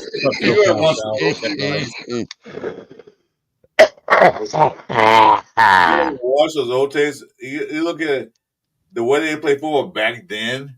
Oh yeah, is what you would want now. It wasn't necessarily violent, but it was violent. You know what I mean? It was seriously violent. Violence. It was like taking heads off. Yeah. Violence. Now, Bob Boomer Brown liked his guns too. And one night he's in a hotel for a game, and in the next room, which is connected with a door, is Willie Brown. And Willie Brown's got the TV up loud. And Bob pounds on the door and opens the door, goes, "What are you doing? Turn the fucking TV down." And Willie said, "You fucking do it." And Bob Boomer Brown shot the pillow next to fucking Willie's head. And Willie turned the TV off. True story. Wow. Old days Raiders did crazy shit, man. And they got away with it. Shit, man. You Yeah, can't they get did. away with that shit now. No, Absolutely not. no, hell Hell no. no. Hell no. Well, back in the day, it was like not The biggest thing is these things are everywhere now. So you can't Yeah. get away with shit. Damon Arnett making threats. Everybody's like, "Oh my god, that's terrible." He's back in. With who? The Texans, right? Arnett? Yeah. Yeah, Houston Texans picked him up. Okay, well, enjoy that sideshow. Supposedly he's turned his Hey. life around. He played in the USFL or the USL or what a UFL this year, and he had a really good season. So Yeah, he Texas did took good. a flyer on him. So He did Good. good. Okay. Texas gonna put money in his pocket. Let's see what happens. Yeah, I'm hoping he does all right, personally. Well, Henry Ruggs is in the halfway house, and teams are starting to look at him. Yeah. I wouldn't mind grabbing Ruggs. You know, Mark Davis. I don't think I want Ruggs back, although he was getting better. But bringing Ruggs back to Vegas, yeah. put So a lot of nasty, bad taste in people's mouth of what he did, what happened. Although he did apologize and everything else, but it's that do we want that? We're trying to rebuild the team again. We're trying to rebuild a different direction. No, I get that point. Yeah, bringing Ruggs in will get some people like a sour taste in their mouth of what he did. You know, maybe what happened. Just remember this. Just remember this, though. When all the Raiders content creators were talking about this and put up that Tina Tintor's family's GoFundMe, Raider Nation, the guilt, we paid for that funeral and more. Yeah, Mark Davis did, and us, yeah. Yeah. Okay, but Raider Nation contributed so much to the GoFundMe, it was all out of guilt. And it's like, are we going to take him back? Probably not. There'll be some other team will take him and go, oh, he cheering his wife and all that. Great. And good for you. I just don't. I don't see Mark Davis. Mark Davis is never going to take anyone like that. That's just, he won't allow that. There was a who was that defensive lineman who in college got into that race and two people got killed? He was racing against them. He's a great defensive end for the Eagles. We didn't. Jalen Carter. We passed on him because Mark Davis was like, that is not a good look for this team. A man who beats a woman will never get taken by Mark Davis because of Fred Biletnikoff. Yeah, exactly. Yeah. Fred Biletnikoff Foundation is, basically his daughter was killed by her boyfriend. Okay. Domestic violence ain't allowed in the Silver and Black Nation. Ain't allowed. Mark, that's why we ain't the Chiefs. That's why I can understand. Last year, or even before last, we had these guys DUI and they still on the team. Mark Davis would do something because this guy was half drunk over the edge of a parking lot, drunk. Was that Snowden? Or was the other guy? One of the two guys, one of the defensive ends, was drunk. Are they with the team? Oh, he was on the team. Still? I don't know if he's still there. What's his name? He was drunk. Couldn't drive out the parking lot, and his car was half over the guard railing, and just like that, he was trying to drive out. And then they come tow it out, but he was drunk. And he was still on the team that year. I don't think he's on the team now. No, but again. Okay, you said it was Snowden. Dan, that's crazy. He's still on the team, ain't he? Yeah, he's still on the team. Yeah, that's what I thought. That's crazy. I'm just saying how's the eyesight doing? Robinson. Yeah, that's his name. Robinson. Yeah, that's the guy I was thinking about. He had DUI. He's still on the team. Hey, Robert Pena. My eyes are doing better. Much better now. Thank you. So if Mark Davis won't do that, it's fine. But like I said, bringing Ruggs back be great for his abilities, but not good for the nation as far as I agree with that. And we ain't the Chiefs. We don't allow, child beaters and wife beaters on the team. That's just, Yeah. I agree. You know, Well, like I Tyree- said, Pete Carroll and this new regime that Mark Davis has no hands on. Thank Yeah. God. Let this do what you gotta do. Like I always say, Mark Davis, good owner, did well by getting the team a stadium that your dad couldn't do. He tried. Good job of getting a nice stadium. They just hated Al Davis. And then your decisions were fallible. Fallible, if I'm saying it right. Just write the checks. You know, you got some guys that can do good in business, but sometimes they do good is writing checks, and that's all you can do. Write the checks. Right. Get the right people in the building. Let the football guys do the football things. You do the business aspect. You know, getting that Jeff, what they call the training center. It's fucking state of the art. I've seen the virtual view of it. It's state of the art. That's I nice. don't think any other teams really have it. Like some teams probably do, but that is state of the art. And you went and got a 73-year-old man for a coach who backpedals with the linebackers and wrestles with off defensive linemen. Like, Did you see that? I saw that.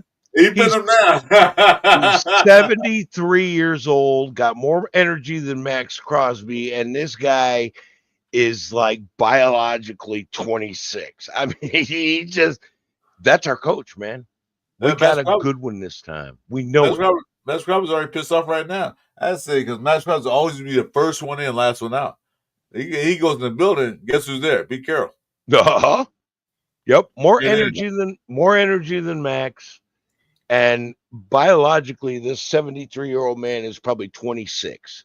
Yeah, I agree. With his energy levels through the roof. He just, I saw a video the other day. He was jogging off the field and he passed one of his players, and the player sped up like, "No, I am not letting this old man beat me back to the locker room."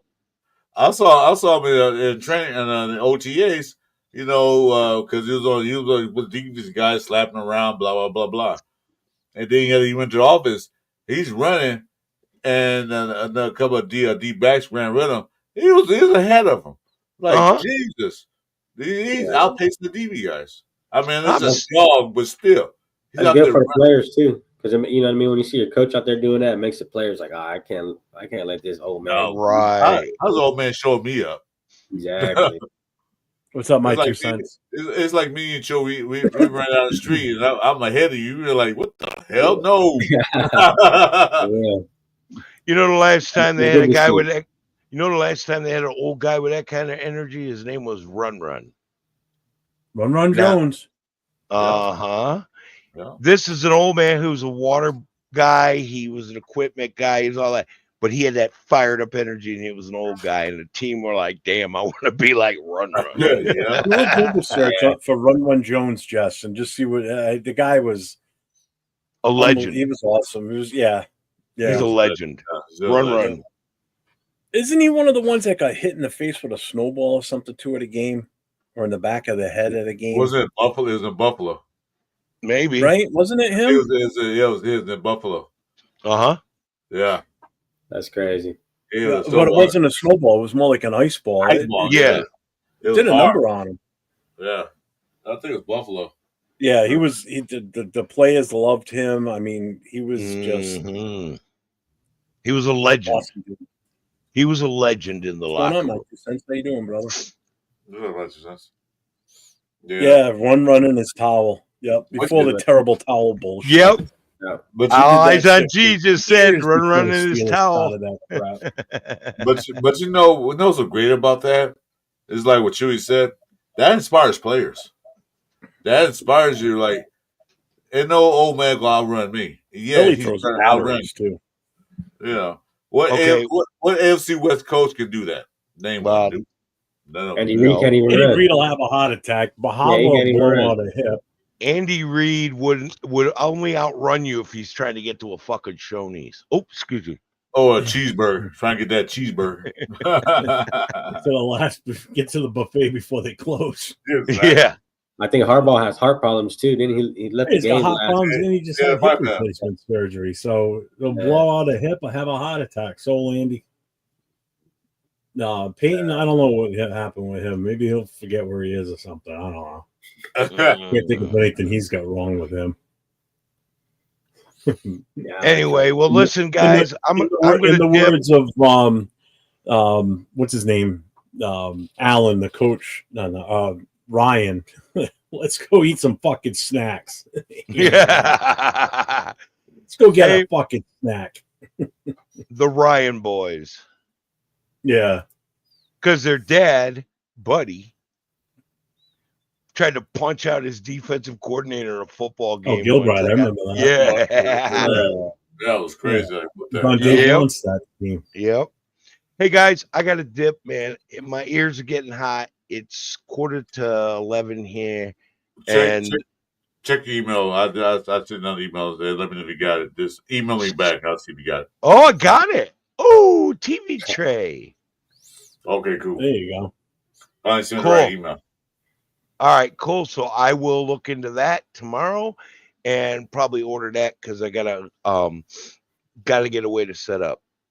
Okay. So, Awesome. all right, guys. Well, listen. Hey, Chewy, dude. nice meeting you. Nice meeting too, you, brother. man. Yes, sir. Okay, You too. go to that channel, watch some of the old Gotcha. Glory Day stuff. You're gonna lose all your fingernails, but it'll be great. Chris, good seeing you again. Jeff, good seeing you again. Oh, dude, always a I'm out. pleasure, brother. Always a pleasure. I'm outie, bros. Talk All to right, you soon. Later, Stay Lee. cool. Stay cool. Later. Hey, chat reminder. Please subscribe to Chewy. He's down below us. Jeff, of course, you guys subscribing to me. Also, do us a favor. Go and watch this same program on Chewy Station and my station because me and Chewy trying to build our hours up. Jeff got the hours. Yeah. He don't need nothing from us. He don't Help need us out. Just switch over to Chewy Station or my station and watch us. We're doing the same thing on both all our channels. Yeah, broadcast. Yeah, Leo, that's so lame that they're doing that. That's some college, high school bullshit. Who? That's so lame. Oh, the Chargers Jim are going to Harbaugh be gets giving out out. that, like attaboy stickers to players. Oh, you did a good job blocking on that. Here, have a sticker. You know, Like for the Like, helmet. really, in the gun here, you get a gold star because you didn't piss your pants. You made it to the bathroom. Here you go. Here's a sticker. Yeah, I You know. know? Wipe Yeah, your ass. all right. That's high school sub college level shit. Like you get Yeah. a gold star. Or like who had the best They drawing didn't even in class? do that when I played Pop Like, Warner. It's They like didn't who do had no, that's Pop Warner. You can do that. I didn't even do that It's when I was like playing. in elementary school, you get that who had the best handwriting in class, he gets a gold star. And you brag about that. It's just come on. Well, you know what is Come a on. while ago, it seemed like all the college teams were doing that, and then now it's just a select few. You know, like you see, Ohio State does it. You know, they put Yeah. that stupid Buckeye logo on there. That You know, bullshit I don't know swamp. who else does it, but I know that they do it all the time. They're like one of the few that I see that still does that. Yeah, thank you. Man. You got a few of them that do it, but Appreciate you, brother. Leo, bro, I'm from Fresno, California, Central Valley. appreciate you guys on this. Like I said, help me meet you out. Chewy just started. I ain't been around for since February. But I'm sure it's gonna pick up when the season starts. Slow now. Nothing Get happened. better, and people will listen to you. That's fucked up.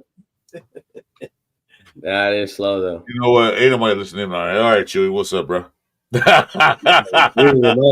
you go. Got the spotlight. Oh, That's crazy how you guys got that's funny, the picture you guys got up back there. yeah, we're doing a baby tone. It's pretty cool. It's kind of on point. But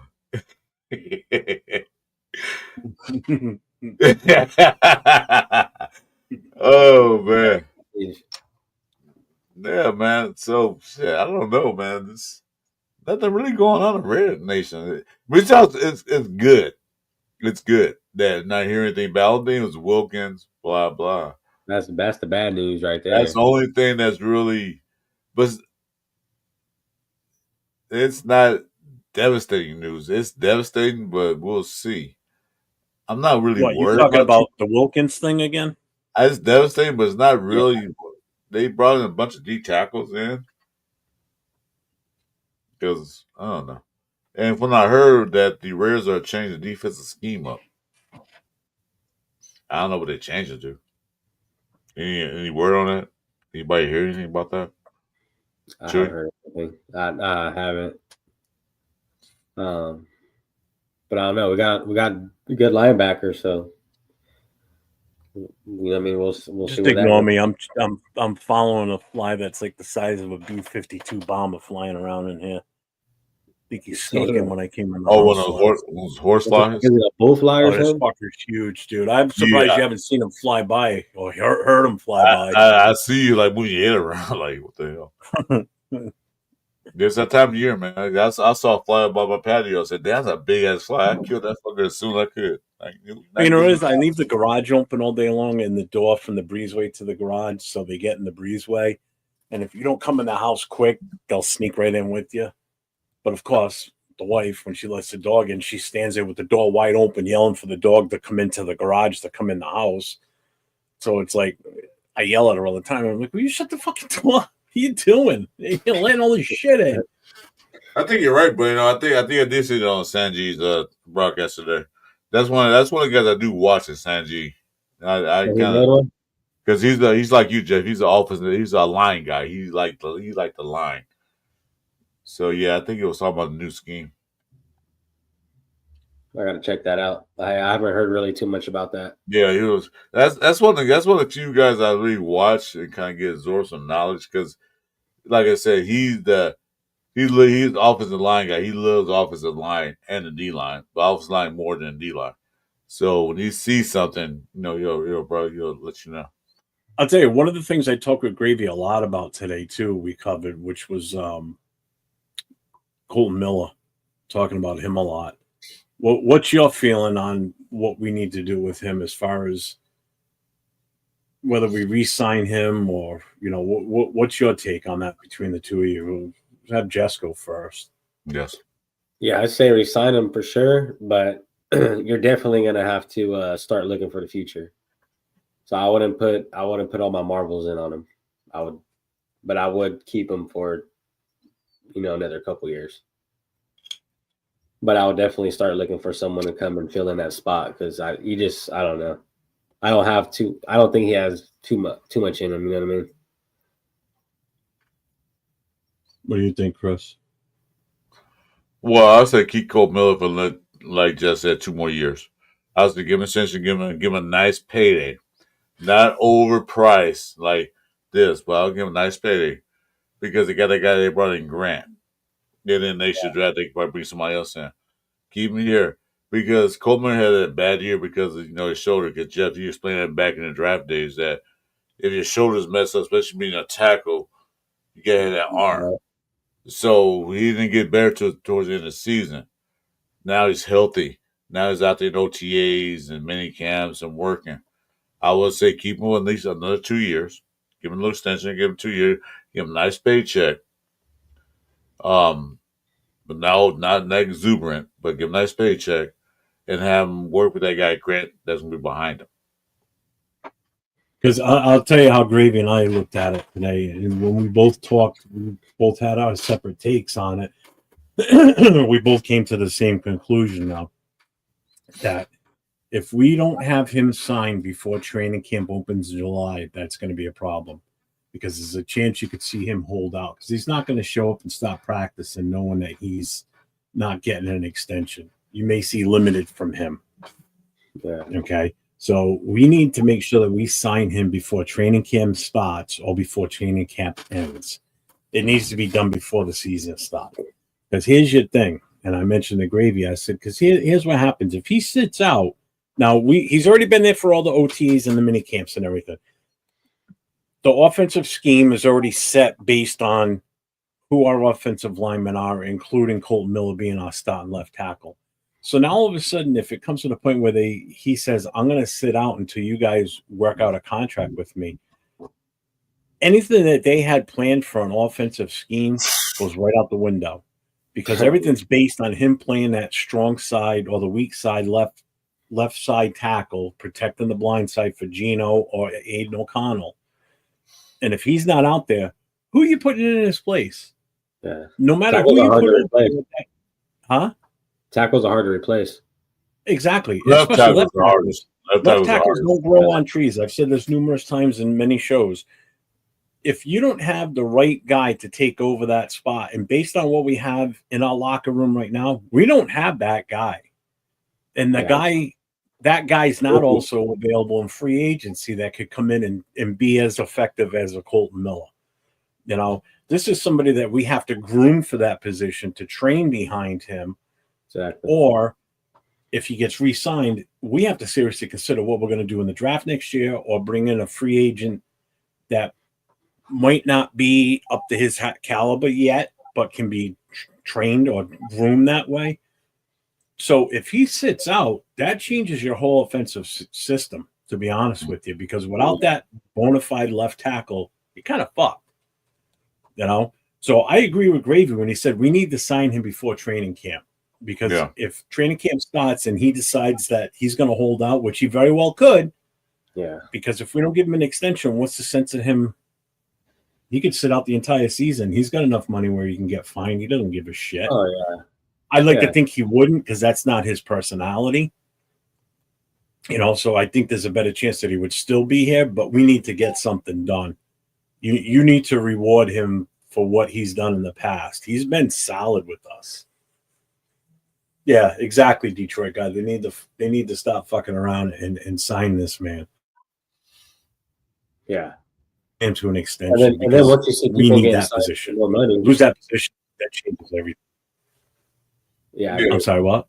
No, you know, when people start getting signed for more money as well, and you're kind of at the same caliber as them, and they're getting paid more, that's why I was kind of happy when they pulled the trigger on Max and gave him what they gave him before letting it go. We did that at the right time. Because Exactly. if we would have waited another week, we would have been paying through the nose for that. Yeah, because he wouldn't have earned the same amount of money as Myles Garrett, but it would have been damn close, and it would have cost us a hell of a lot more than what it is. He would have wanted more, I think. Yeah. But yeah, that's. Yeah, you're right. I see your point. That's a good point, because left tackles are one of the hardest positions to find. A quality left tackle. It's one of the hardest things to find in the NFL. I mean, you get your running backs, you can get a guard, you can get all that stuff, but left tackle is a key, especially if you have a right-handed quarterback. If they don't sign him or give him an extension, he can, like I said, sit out, and then the season go through, they don't sign him. He's a free agent, and any team will pick him up, because Coleman has been a solid stay for the Raiders. Solid. Yeah. And you know, like Detroit said, that blind side, you get hit on a blind side, you're getting injured, bro. If you get hit hard enough, you're going out.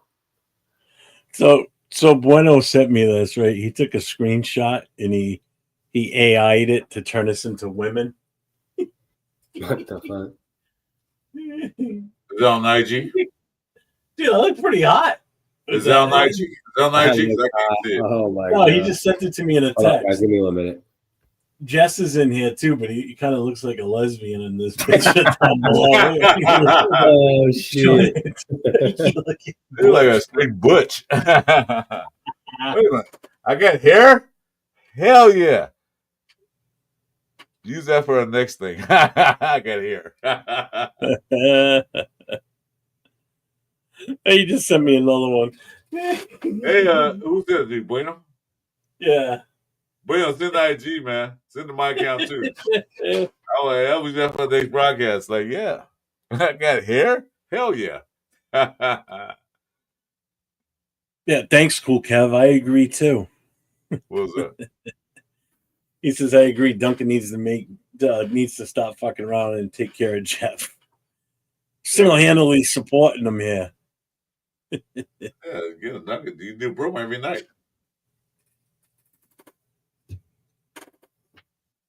I'm almost out. Need another coffee.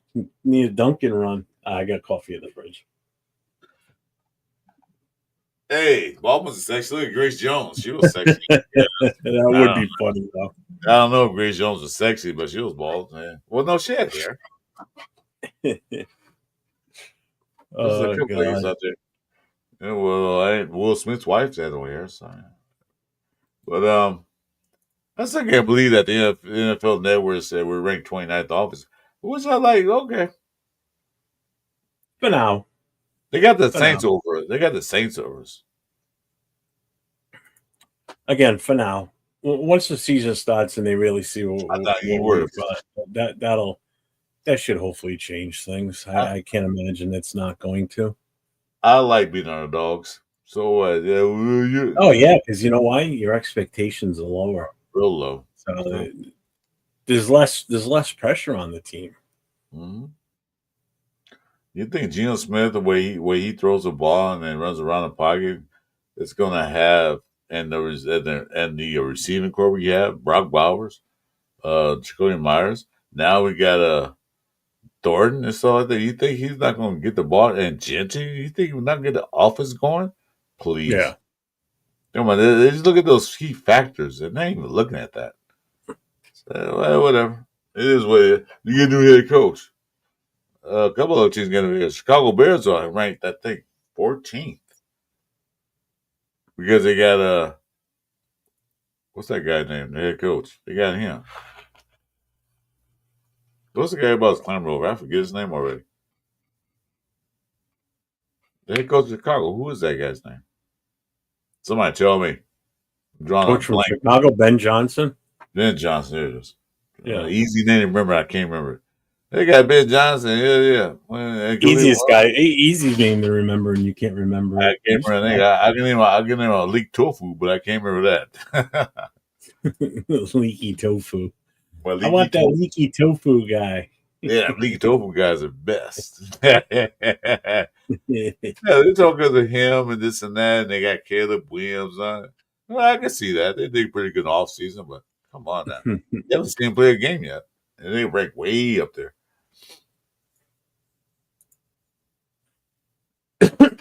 Excuse me. Fuck man. Now there's another goddamn fly in here too. It's a small little annoying one. Almost like That's a probably his girlfriend. pissing me off. That's it. Because I always got food on my mind. Always got food on my mind. I like to eat. Yeah, I don't. Sorry, hold on, guys. Give me a minute. No, take your time, bro. Land, you fuck. Land. We're here for another 6 hours. What? What? What'd you say? Huh? I said nothing. Oh, got block screen. Oh, because he just went behind the monitor. Some shit. Oh, there you go. You fucker. Come here. As long as the Raider players know how to order an Uber, you would get. Yeah, really. I don't think They don't even have to order an Uber. They've got drivers on site for them. NFL provides drivers and cars for these guys to get picked up. 24 hours and it's a day. not something new. It's something that was in play when Ruggs was here. So he could have done that then. Yeah. That's been for a while. The team has that. The team has that. Drivers, like, you're out, call a ride. We have it for you. 24-hour service. Yeah. It's so stupid. Don't pull that shit. You know, they don't just it's just still what could have been with that kid, you know. See, look at this. I'm gonna break it down to you. You should know that when you come from a not well-to-do family, you come from like a poor family, you go to college, you go this and that, get drafted in the NFL. You get that $1 million check, that millions of dollar check. Mm-hmm. What the first thing you're gonna do? These guys buy these fast, fancy cars to prove them I made it. Yeah. Instead of investing the money or putting it smart. Exactly. But they get these fast, fancy cars, these big luxury houses, everything else, because something that they never had before in their life. So they get that and they want to show off. Especially then, once you make money, you might be popular in high school, might be popular in college, but when you got that money, you got all kind of snow bunnies and everybody else coming after you. So they're going to try to impress. That's just typical what men do. Some are smarter than that. Some are not. No. We're always going to get the ones that aren't smart. That's the problem. Yeah, well, hopefully you got some smart players now. Well, you know, and that's where I think part of the NFL fails too. Is I know that some teams have guys set up to be like mentors towards these players, these young players, and people to, you know, help them set their finances right and everything. You know, Yeah, that but was there needs to supposed. be more emphasis on that. They need to realize that this isn't a job you're going to have for the rest of your life. You're going to make your money in a very short time frame, and then when you're not playing anymore, the income's going to stop unless you Immediately. invest it the right way. You know, or you go get your degree and you do something, but they think they're never going to have to work again because they're getting millions of dollars, and that's the big misconception. You And it know, they're blows not. like Yeah, they need fast. financial planners. It blows fast. You know? Yeah, they had the NFL symposium for all the rookies coming in. They do it, They do you have know, that symposium, but like it doesn't teach LB them. says. But the problem is, they need to slam that into their heads that you have to do this, or you're gonna fail in the future. You know, that's the downside. Hey, Nate, you want to come in, Nate? Come on in. If you don't do anything, He's got the link. He got the link. He's ready to come in. if you're not busy with the boss, which I mean your girl, the boss. His probation officer. It is boss. Yeah. Oh man, don't get me wrong, man. She's a sweet girl, man. I met her, man. Bakersfield. She is a sweet girl. But I can tell you one thing: if they get out of line, boy, whoosh, get that whip. She got him on a whoosh. Damn. Oh yeah, got You that got him whip. on a short leash. No, it was just kind of long. It's like 5 feet. It's like 5 feet. It's not the. You know things that done had dogs where you get hold the leash and they go. Then to you hit the party. button and zoom, it Yeah. pulls him back. Retractable leash. Excellent. You have a harness on. I'll let you go over there, but not too far. Yeah. Know your boundaries. Yes. No. Not over there. Over here. You guys are Bad boy. cooking Bad right boy. He's coming in. He's not gonna come in now because we're making fun of him. Nate is awesome. I love Nate, man. I met him, man. He was a great guy. Oh, you know what? DMG just said it perfectly too, right there. He's absolutely right. Some players have entourages that bleed them dry. Yep. Exactly. Good Yep. deal. Like, Good hey, deal. let's go do this, or you should buy this, and oh yeah. Yeah. You ever Like watch I'm that series on HBO, Ballers, the one with The Rock? Yeah. I watch it all the time. And you see some of the guys that are on that. Yeah, I mean it's a made up show, obviously. Oh, But yeah. they have their entourage, and some of them are just like what DMG just said. Yeah. You know, that it's exactly what that's like. You know, that's what these guys do. They're money leeches. You know? Yeah. You get the boys that grew up with you in the hood, like all of a sudden now, you know, they hang around with you, this and that. You know, you buying them cars, doing this, Yeah. and set them They up. they don't get their own money. They take the money from the player, or the player buys shit for them all the time. Yeah, because they want that. You still my friend, I'll buy your friendship. Now, see, some Yes. players, a lot of players do, some players don't. But you know, because I remember back in the day when college players get drafted, they also with their moms. The first thing they do, they buy a mama house, their dad house, their family house, and that was it. These days, now these guys are buying. Why are you not married or you have a girlfriend and one kid and you buying a 15 or 16 bedroom house for who? Yeah. Who are you buying that for? Why you got 10 cars out there? Mm-hmm. You know, so that's where their money goes. Instead of investment, you know, get invested in business or anything like that. They chose a little highlight. They're knowing that they're one injury away from losing all of that money. You know, one game out. Yeah, that's the other thing.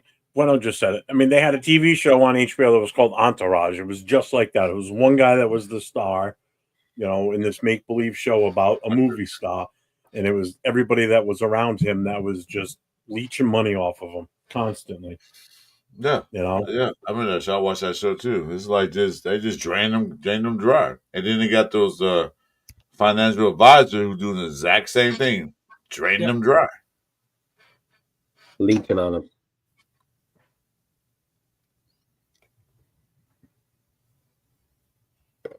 Yeah, not a $20 million house. That's for No, damn there's sure. no need for it. What do they need that for?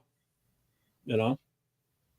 Like I said, why you need Why you need a 15-bedroom house with just you, maybe your girlfriend, fiance, maybe they have a You don't kid, buy maybe anything bigger than what you need, and anything bigger than what you or your wife are going to be able to clean. Because anything else, you're going to have to hire someone, and that's going to cost you more that's some money. money. Yeah. You You know, know, 10 Every week. cars, Every maybe week. Too. 10 cars, maybe a car collector, but you know, these fancy cars, the cars that cost $500,000. Why you need like 5 of those? No.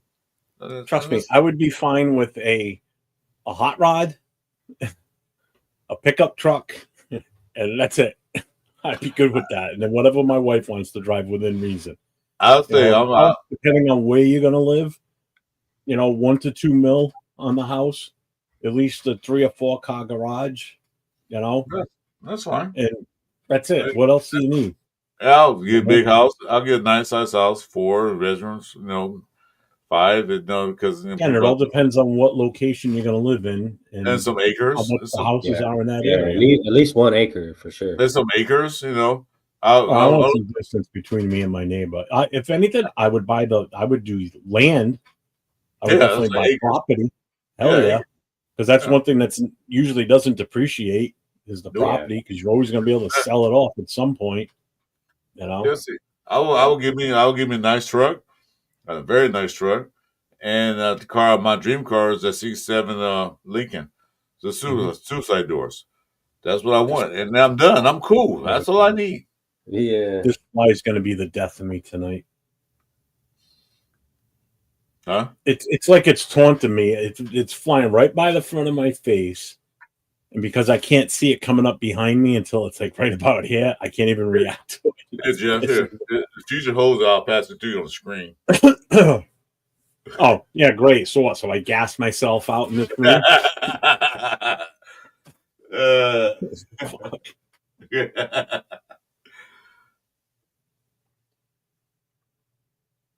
Detroit guy said he go Bobby Island. Yeah. Like remember Ooh. that? Yeah. I wouldn't mind that either. That wasn't too bad. Island, yeah, that we had no fucking names but the sharks. The only problem is my mother would never come and visit because she doesn't like water. Like she doesn't like the beach, like going in the water and shit like that. She'd be afraid the boat would sink. She don't like open water, yeah. Unless it's a moat with a bridge and a gate.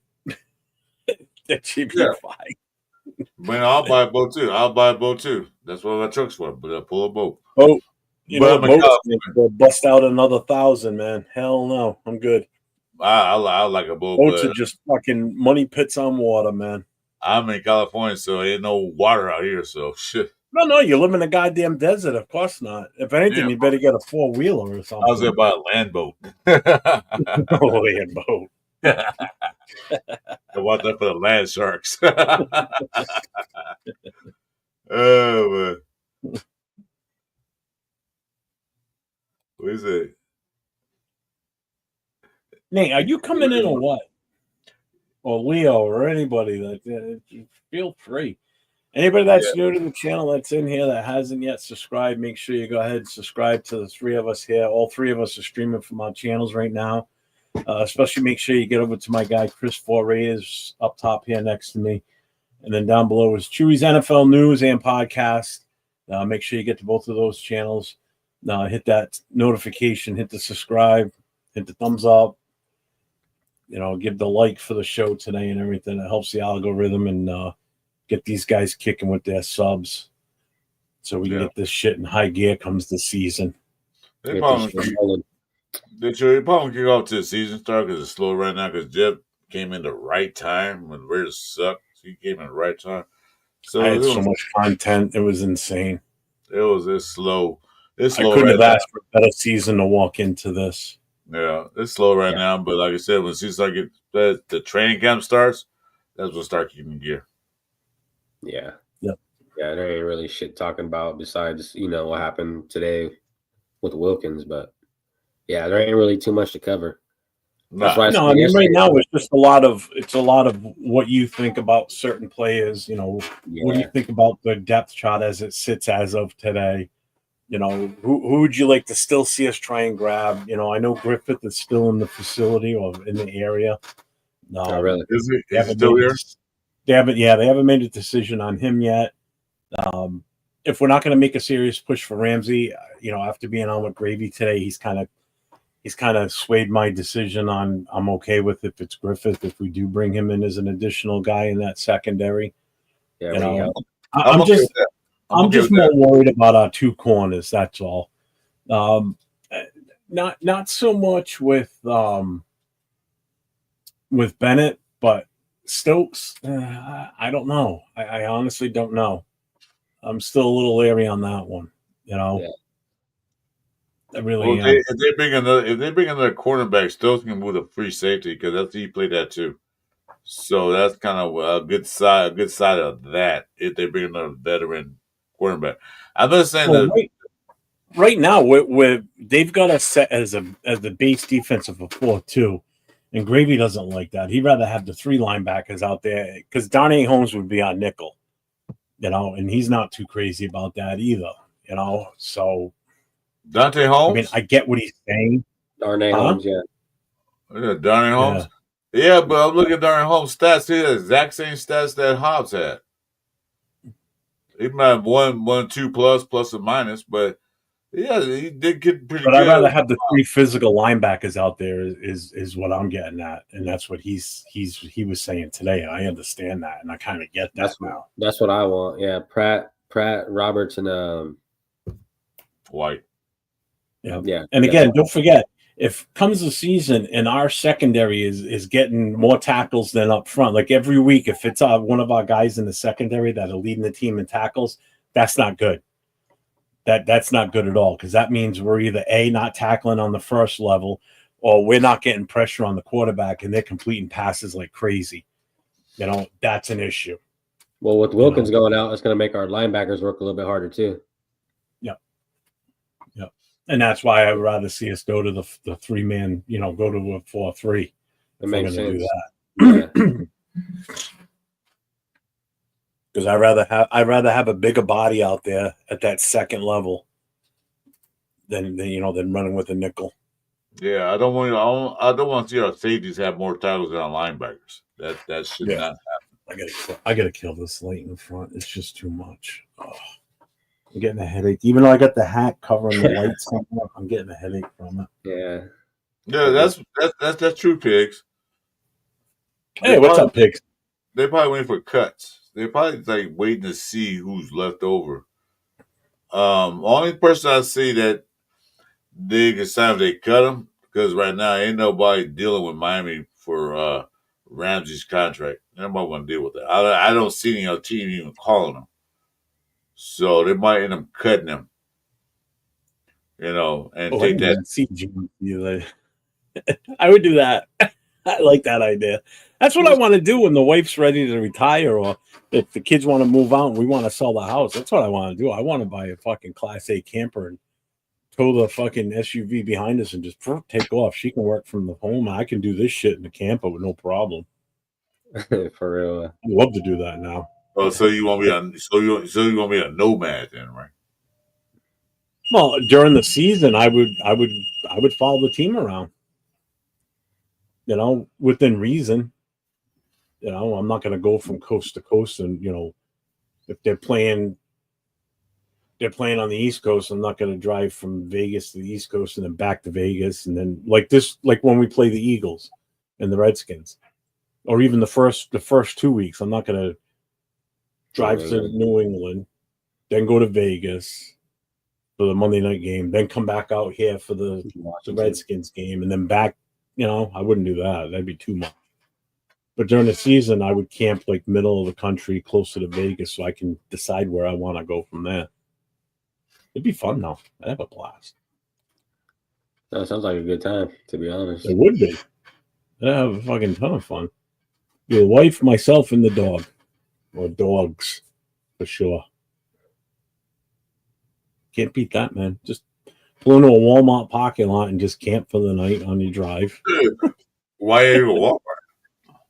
Huh? You get robbed at Walmart, bro. Walmart. I'll have my protection with me, and I don't mean the dogs. I know. I seen it the other day. Fuck the tent, man. I'm too old to deal with tents now. My tent days are over. Oh man. Absolutely not. Oh man, what do you guys got planned for the weekend now? I go camping now. It's not camping. I'm glamping. I'm in a fucking camper with slide outs, recliners, the whole 9 yards. Glamping. Screw those Coleman camping chairs and tents. Absolutely not. this badass ain't sleeping on the ground anymore. Yeah, that shit is kind of tough. Hard ass floor. Hella cold too, usually. Yeah. Mount Rushmore Raider games. Yeah, there you go.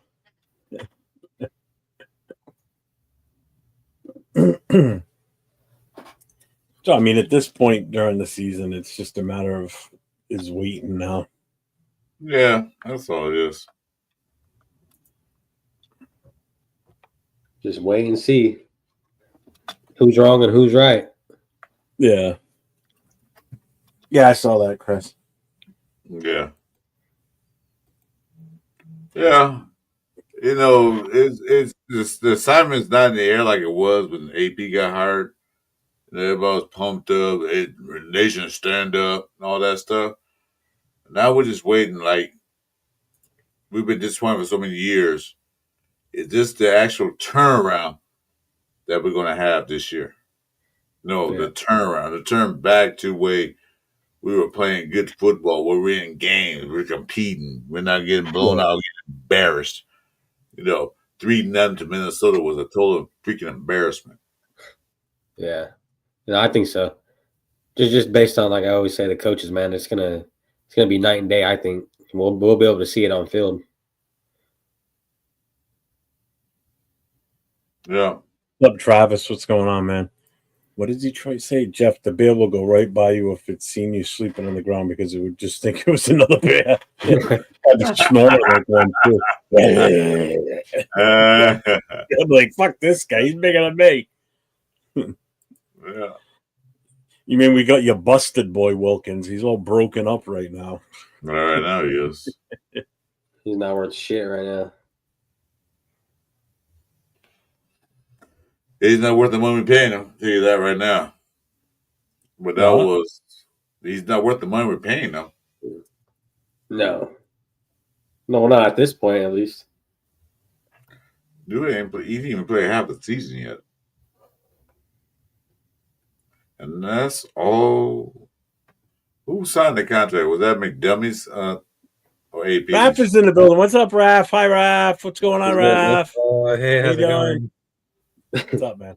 All right. So first and foremost, can you guys hear me? Can you see me? I know that. Wait, Raph, can you see me? I was in the chat. You said hi, Jeff. Didn't say hi to me. So can you see me? Yes, I can see you, Chris. How's it going? Salute to you. Salute to you. Unfortunately, we can see you and hear you. Yes, we can. I'm kidding. I know that I can see. I know that I can see Chris, Chewy, and Jeff. I mean, the four of them. The four. Yes. Thanks, Brian. What's up, Raph? How you doing, bro? Yo, I'm doing good, but I just wanted to tell you, like, I was like really worried about the situation of Christian Wilkins. I mean, what I just heard about the news that Christian Wilkins had to do like the second surgery. I mean, this is gonna be like really complicated for the Raiders defense. And I just really thought that there's no good defensive tackles to get a replace to Christian Wilkins, because I understand that Christian Wilkins was signed up for the Raiders before. I mean, that was like really shocking them all. But without Christian Wilkins, I mean, it's gonna be like really complicated how they're gonna build the defense. I mean, if it's gonna be good or it's gonna be like the bad of last season, but I don't know, because that injury report of Christian Wilkins, I mean, that really worries a lot.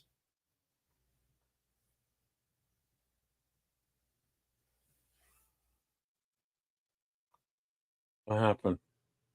Oh, Why can I not hear anything? yeah, I was like, you finished? Raph out here. It's gonna be I heard crickets going off. I happened to for a be minute. looking at a different screen for a second, and I didn't hear anything. I'm like, "Oh shit! Did we just freeze?" Yeah, like, we got cut off? I mean, No, I was checking him out. I hope he doesn't need the second surgery right now, but I mean, again, it's still a wait and see. Like I said, until the NFL or until the Raiders come out and say, yes, we're scheduling it, then I'll stop worrying more and be like, oh shit, but until that time comes, I'm not going to stress over it, Yeah. I mean, What's up, Night Owl? What's going on? Well, we played with Wilkins for 9 games. I mean, we won the 5th game. We played 12 games without him, and defense did okay. Probably did better with him in it. But like I said earlier before he came in, Rap, they bought a bunch of D tackles in to rotate in, rotate out. I'm gonna refill my coffee. I'll be right back. They're gonna see who the best fit, who fits in there right. I mean, am I worried? Not so much. Am I concerned? Yes. I would like to see him in there every game. But I don't want to take a $40 million man, put him out there, he's still hurt, and then we lose him for the next 2 years because we still got to pay the man. You see my point? Yeah, So- I understand about that, Chris. I understand. But I was like checking it all to see it was real, that it was fake, that Christian Wilkins had to miss the 2025 season. But in my case, I don't think that Christian Wilkins will miss the whole season because he has to do like something with the injury report and he's still to do like a lot of training. But I don't think that, well, those rumors are gonna be like really true or false because it all depends if they have like some official information about what's gonna happen with Christian Wilkins. So that's why that I was checking on it. Yeah, but all that came out in the YouTube channel. I haven't seen anything official about the Raiders. Have anybody seen that yet? Probably No. I'll check about this. I haven't seen anything official about the Raiders. I'm looking it up. I don't see anything on the Raiders thing. It's not even official. This word say, hearsay. Just Official. like I said, I don't believe in a lot of these rumors and this that my sources say. My sources say that Carter Bradley's going to be a starting quarterback next year. Do you believe me or not? Well, my sources tell me that. Yeah, I gotta I don't believe your sources. Yeah. When the Raiders make it official that Wilkins is going to be out for this amount of time, or Wilkins going to second surgery, I'm not buying all that. But like I said, I'm a guy like, show me, prove it to me. This don't go by hearsay. Yeah, the So- sportingnews.com, they actually posted it. Sport Yeah. news. That's not coming from the Raider camp though. Yeah, no, but I know it's like, it's another outlet. Yeah, anybody can report that. I can go right now and make a news broadcast. Wilkins will be out for the next 10 years.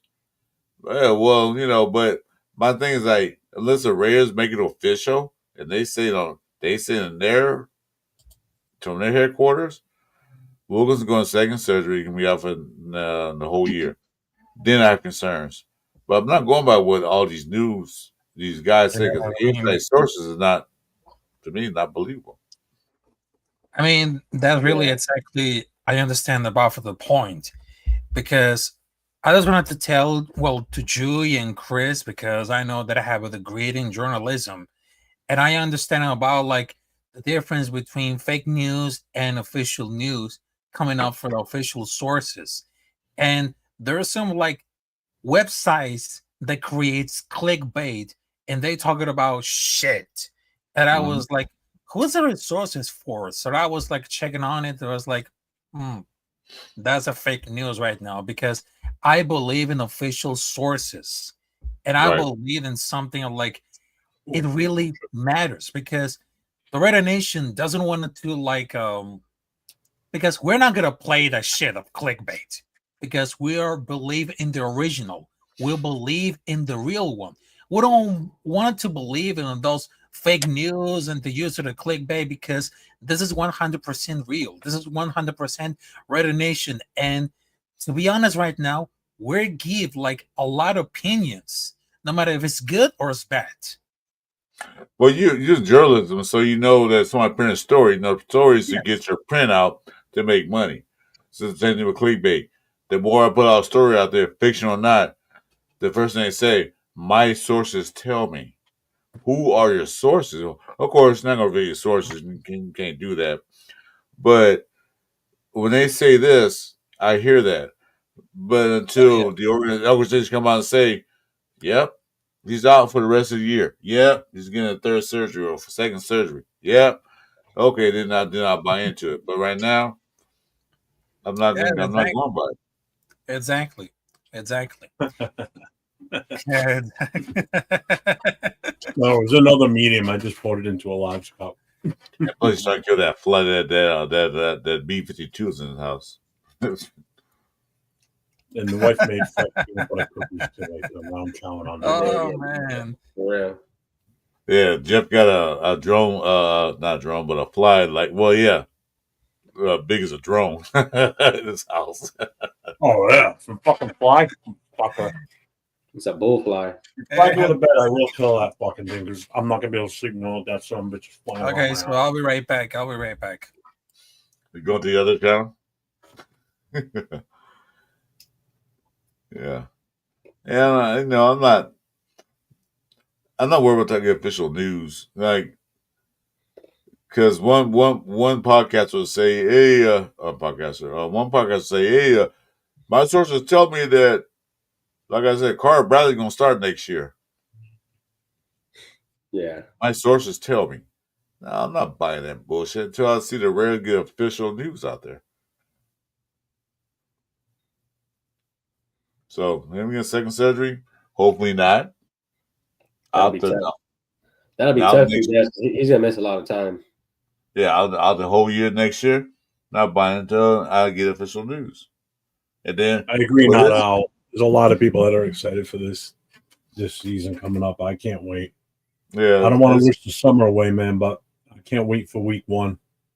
Mainly because the game's here and I'm going to be going to it. But it's exciting. I just want to see how we look. That's what I want to see. I want to see like the vibe. You know what I mean? How they come out. Yeah, are we competing? Are we in games to win games, not just any game just to play a game? Are we in to win it or just to play it? Because Pete, he has to prove himself. I mean, he can't just come in here and flop. Who, Pete? Pete Carroll. He's not gonna allow that team to flop. Yeah, I mean, his first year coaching everywhere he went. The first year was like mediocre, even USC and Seattle. They were mediocre, but they wasn't getting their butts kicked up and down the field. They were mediocre. The second year, everything changed. That's what I'm looking for. This first year, I want to see what direction we're going in. Mm-hmm. The second year, expectations should be high. Yeah, I agree. I think it's just gonna look a lot different on field though. Especially with the offense, bro. Our offense was sputtering last year.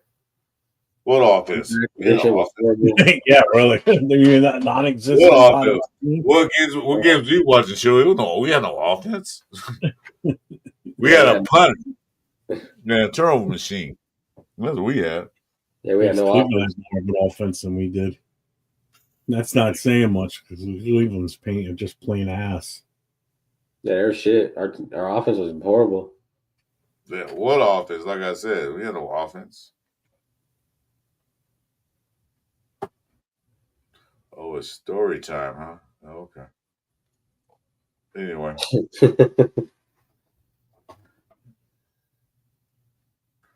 Yeah. Like I don't know if you watched the I think is that for this year? Lincoln Kennedy was talking. He was talking about every time. I said the same thing. Every time you're on a third and go and you can't punch the ball and run the ball, the defense is like, yeah, they can't even run the ball, so we can sit back in the zone. We can't have that anymore. If we get to the goal line inside that 20, you got to punch that ball in. You can't settle field goals. You know, everybody's mad at what's called missing those field goals in Kansas City. Dude, we've been kicking all year long. He's been doing more kicks than anything else. Probably the league kicking field goals. Yeah. Gonna have that.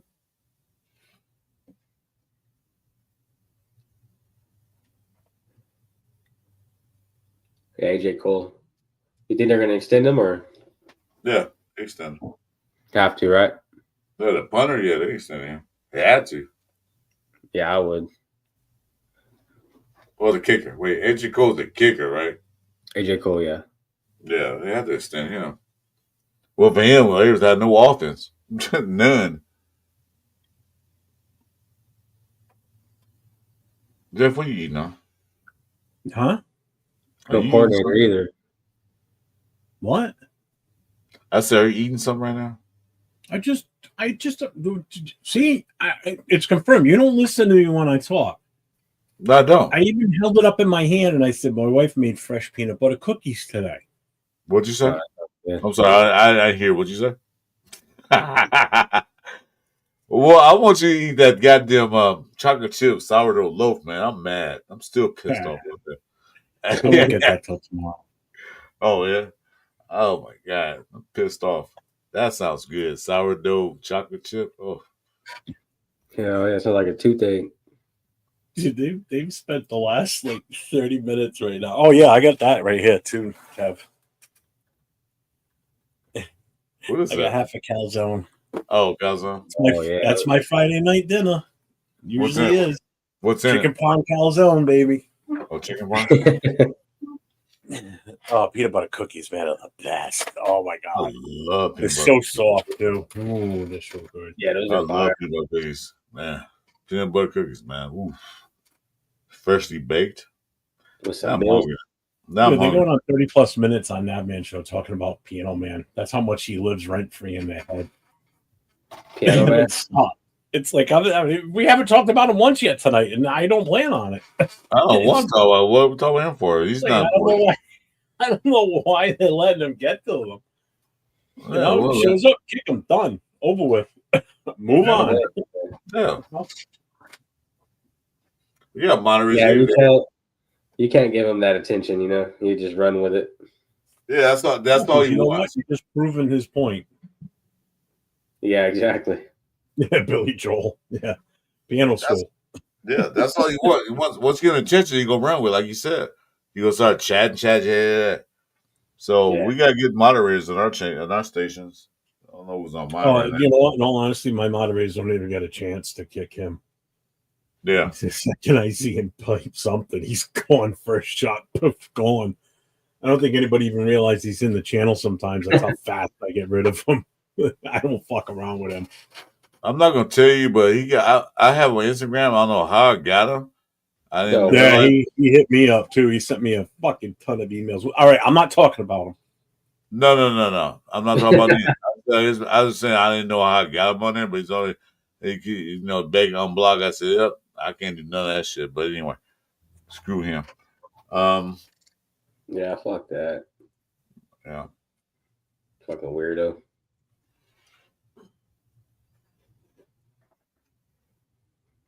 So no big signings. So the homeboy went to Philadelphia, Baltimore. Jair. The Yeah. guy you didn't want. Yeah, they're gonna Ravens are gonna be all right this year. They're gonna be there. I think. Yeah. The Ravens are like one play away from making it to the big game. One play. And Ooh. the Ravens. Oh, I thought you said the Raiders. I'm like, what? We are one play away from Super Bowl. The Ravens are a one. I mean, a season worth of plays, yes. One play. Yeah, that's Hell kind no. of bold. If we did a one play for 17 games, we'd be in Super Bowl. One play. But yeah, the Ravens seem like one play away from Super Bowl. They can never get over that hump. That's just like the Bills too. The Bills are always there, but can never get. You know what I mean? Never get it. But this year's set up for them. This year they might do something big. Yeah, I don't see the Queens doing anything else this year. Yeah, They might step back. They'll probably make the playoffs. They probably might win the division. Might. We don't know. But I looked at some things a couple weeks ago. You know they got win the division? The Chargers. really. Huh. Who Difference? said that? It was a thing I was watching. It was What's like a your week ago. They're picking the Chargers to win the division. Get the fuck out of here. I don't. That's why it wasn't guys like the pro football experts. I don't know what it was. The Chargers No, won no. the division. Chiefs I are started second. Denver in third, and we're in fourth with only like 7 wins. I know MHRT had us at Kona had us at 4th in the division.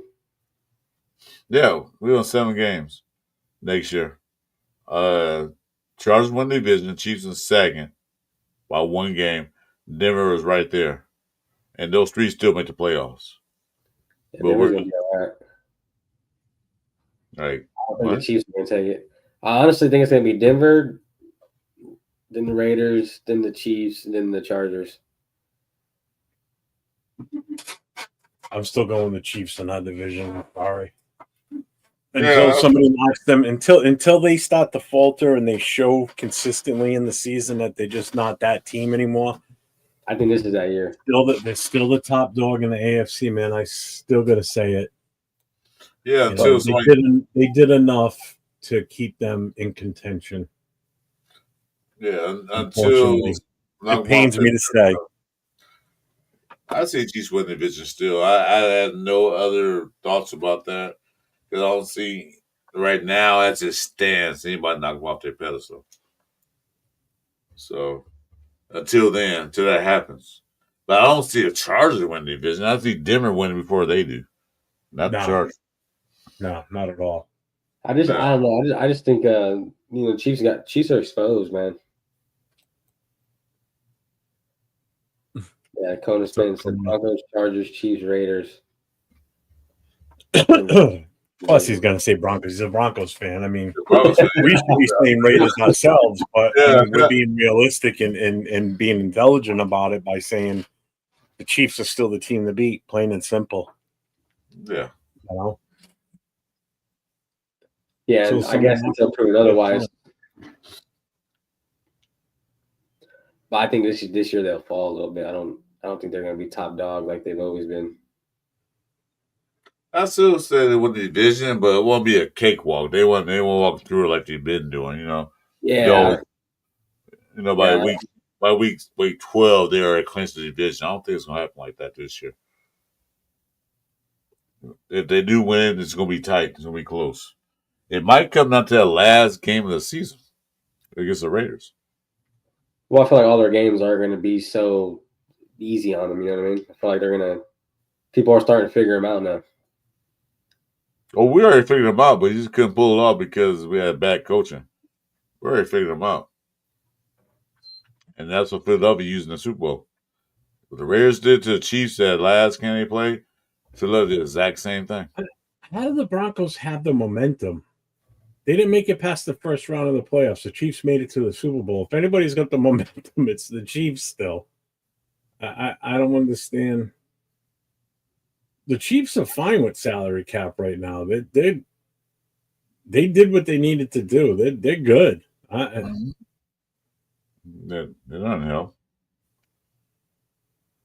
They signed some players. They drafted some players too. So yeah. Well, we'll see how it Who's goes. that wide receiver they picked up? Did they get the kid from Iowa State?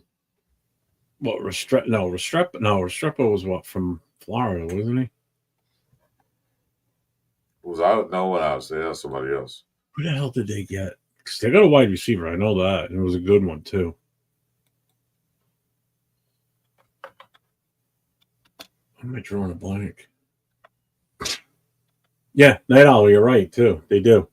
Just when you think they're dead in the water, and then they just come right back. Although they were definitely dead in the water in the Super Bowl. Mainly because the refs weren't on their side for that game. They were on their own for that game. Refs weren't helping them worth the shit on that. Couldn't, not in a game like that. What's up, Ira? What's up, brother? If those refs call those plays in the Super Bowl, bro, there'd be so much controversy on that. Yeah, well, that ref that was calling plays like that couldn't do it. Yeah.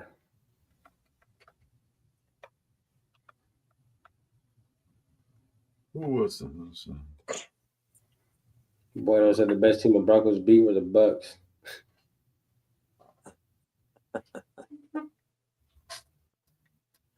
What was their record against the Chiefs last year? The Broncos? Yeah, I don't remember. Oh, they picked up Jalen Royals in the round 4. Because they got an offensive tackle in the first round, I think. You know what I said? The Chiefs wide receiver they picked up Jalen Royals. Okay. Oh, this fucking fly. Don't you ever get tired, you fuck? Land. They don't get full. They don't like that. They fight forever. Fucking never stop. Now they keep buzzing around. I almost want to put a piece of a cookie down just so it lands so I can smash it when it Don't waste that damn cookie. Don't waste that damn peanut butter cookie. Even the hell no. I'll go get a piece of the sourdough. Put it on the table. I'll put the piece that's earmarked to be sent to you, Chris, right here. And I put the Broncos are 1-1 with the Chiefs last year. Yeah, 1-1. Yeah, They beat the Chiefs 38-0 the last time. And, well, Chiefs gave them that game. They saw these stars and up. it starts the end of the season, I believe. Yeah, all the stars sat out. January 5th. Plus, if the Broncos would have lost that game, then Cincinnati would have been in the playoffs. And the Chiefs didn't want to run against Joe Burrow. They kryptonite. Said, nope. I think it's Joe Burrow. All right, right. It's Blake's Tavern on Washington Street in Providence. That's where it's going to be. I still don't know what we're doing for a tailgate. So I'm debating on that yet still. I know the Booster Club's doing one, but they're going to be like a quarter of a mile, half mile down the road at a hotel. If that's the same place they went the last time, I think that's what they're doing. So I don't know what we're doing yet for the Black Hole. So, but the pregame party the night before is definitely still going to be a go. I gotta wait. I gotta hopefully talk to him this weekend. Yeah, they had. Well, yeah, they do, but I don't know if you can tailgate in there or not. I don't know what the deal is. The problem is I don't have any equipment or anything to run a tailgate. So, I mean, I've got a grill here, but I ain't got nothing to get it there. And I'm not taking my home grill. No freaking way. So I don't know what we're going to do yet. You have one of those grills with a trailer on it. I always want one of those. No, one in the back of your truck and tow it. I always wanted one of those. Well, see, for me, if I mean, how often do we do tailgates around here? We don't. You know, the last time the Raiders were here was 2014. You know, they were here in 2020, but we couldn't go to it. So when you're a Raiders fan and they're coming here to play, you either have to have other people bring all their shit. Like if we were Pats fans, it'd be different because we would do it all the time. You would have everything ready to go and you'd be set up for it during the season. Right. You know? Yeah, I get it. Good. You know, so it's a little bit different for me in this case. Oh, you fucker. Yeah, but there is play that Patriots every couple of years or every 4 years. So yeah, I get it. My God, that's all they're talking about on this show. Ray Ben's on right now. Huh? And where? No, I was watching some other shows too. See what they're talking about. And they not talking about nothing. Who's Ray Ben on with? By himself. Huh? He by himself.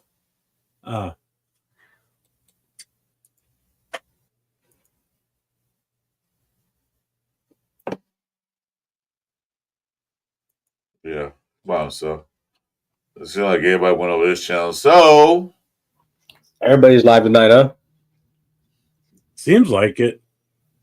Yeah. I seen for the longest time, there was only one show on Friday nights, and that was Turf's Friday night show, which Chris and I used to go on all the time. Uh-huh. And then when Turf started doing the Rundown show. gymnastics for his daughter, Chris and Oh. I would run the Friday night show. It started off with just me running it, but obviously Chris came right along with it all the time. Yeah. You know, so it's a Chris and I thing. You know, we were just waiting for Turf to come back and then see what he does. But then everybody and their brothers has to. Ben's always had a Friday night show, but it was a different style show. Yeah, it was a You late know. night show too. It was late. It wasn't. Yeah, he early. always started like now. He starts around this time. Yeah. You know, whereas we go on at the time we go on. You know, and then now there's another show that's on right now that, you know, it's splitting viewers and shit. I mean, we still get our viewers. I don't care. You know, but now everybody's spread out as far as watching all these different shows and everything, you know. Yeah. I know New England is expensive as shit to live. I'll visit. Yeah, it is. The first of February. It is. It's super expensive sometimes. A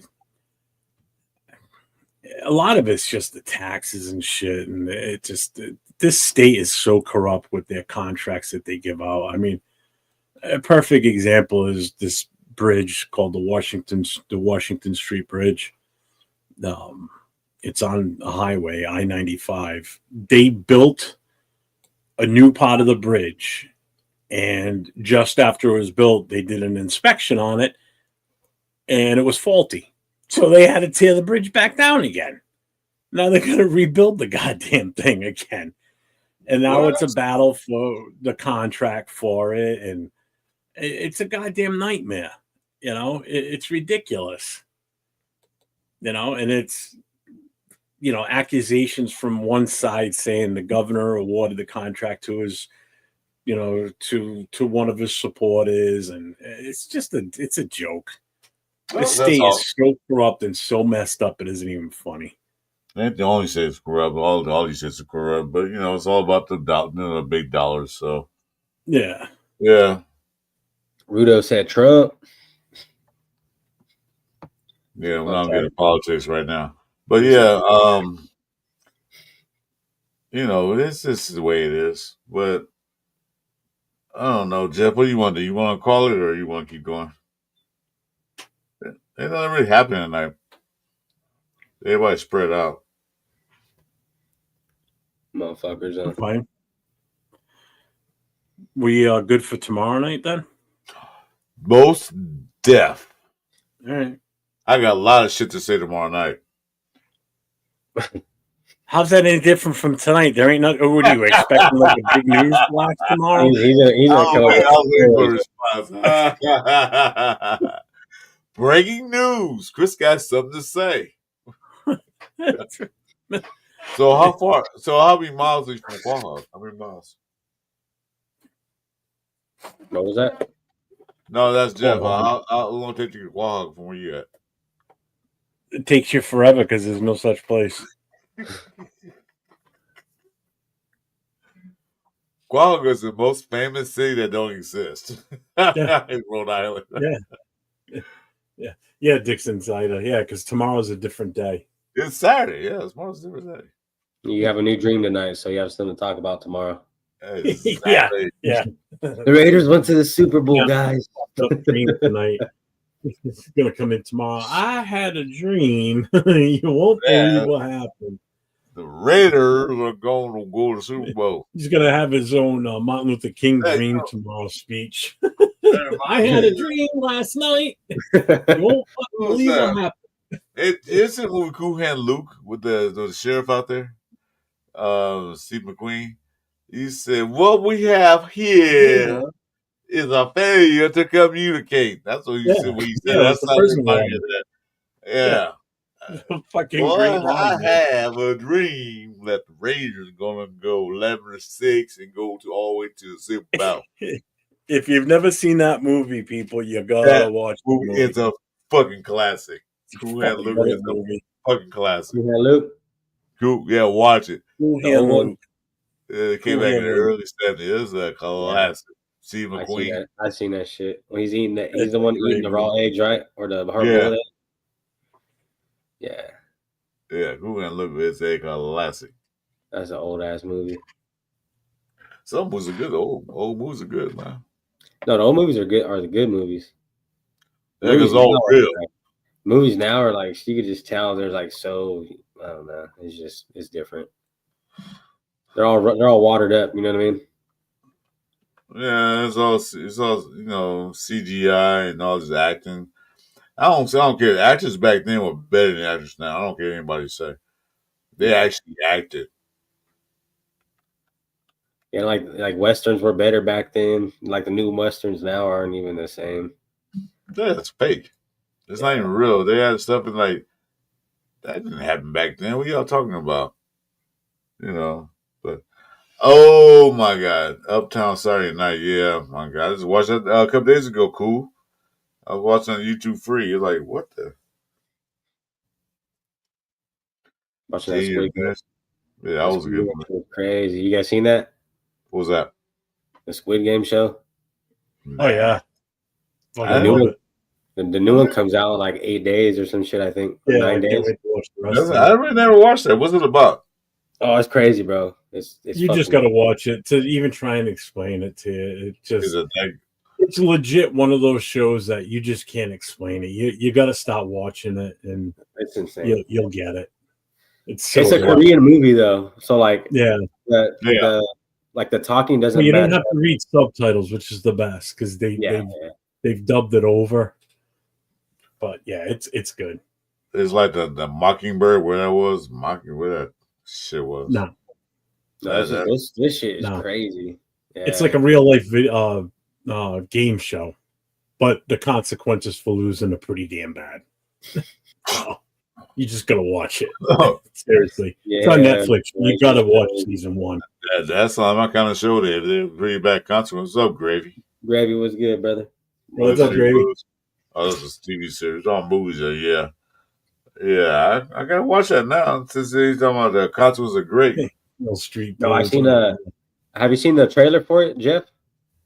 For what? For the new Squid Games? Well, I watched the first part of this second season. Oh, you didn't It's in finish it? 2 parts. They Yeah. played 6 episodes already. Now there's 6 more coming out. I haven't seen the trailer for. I'm just gonna watch it when it comes out.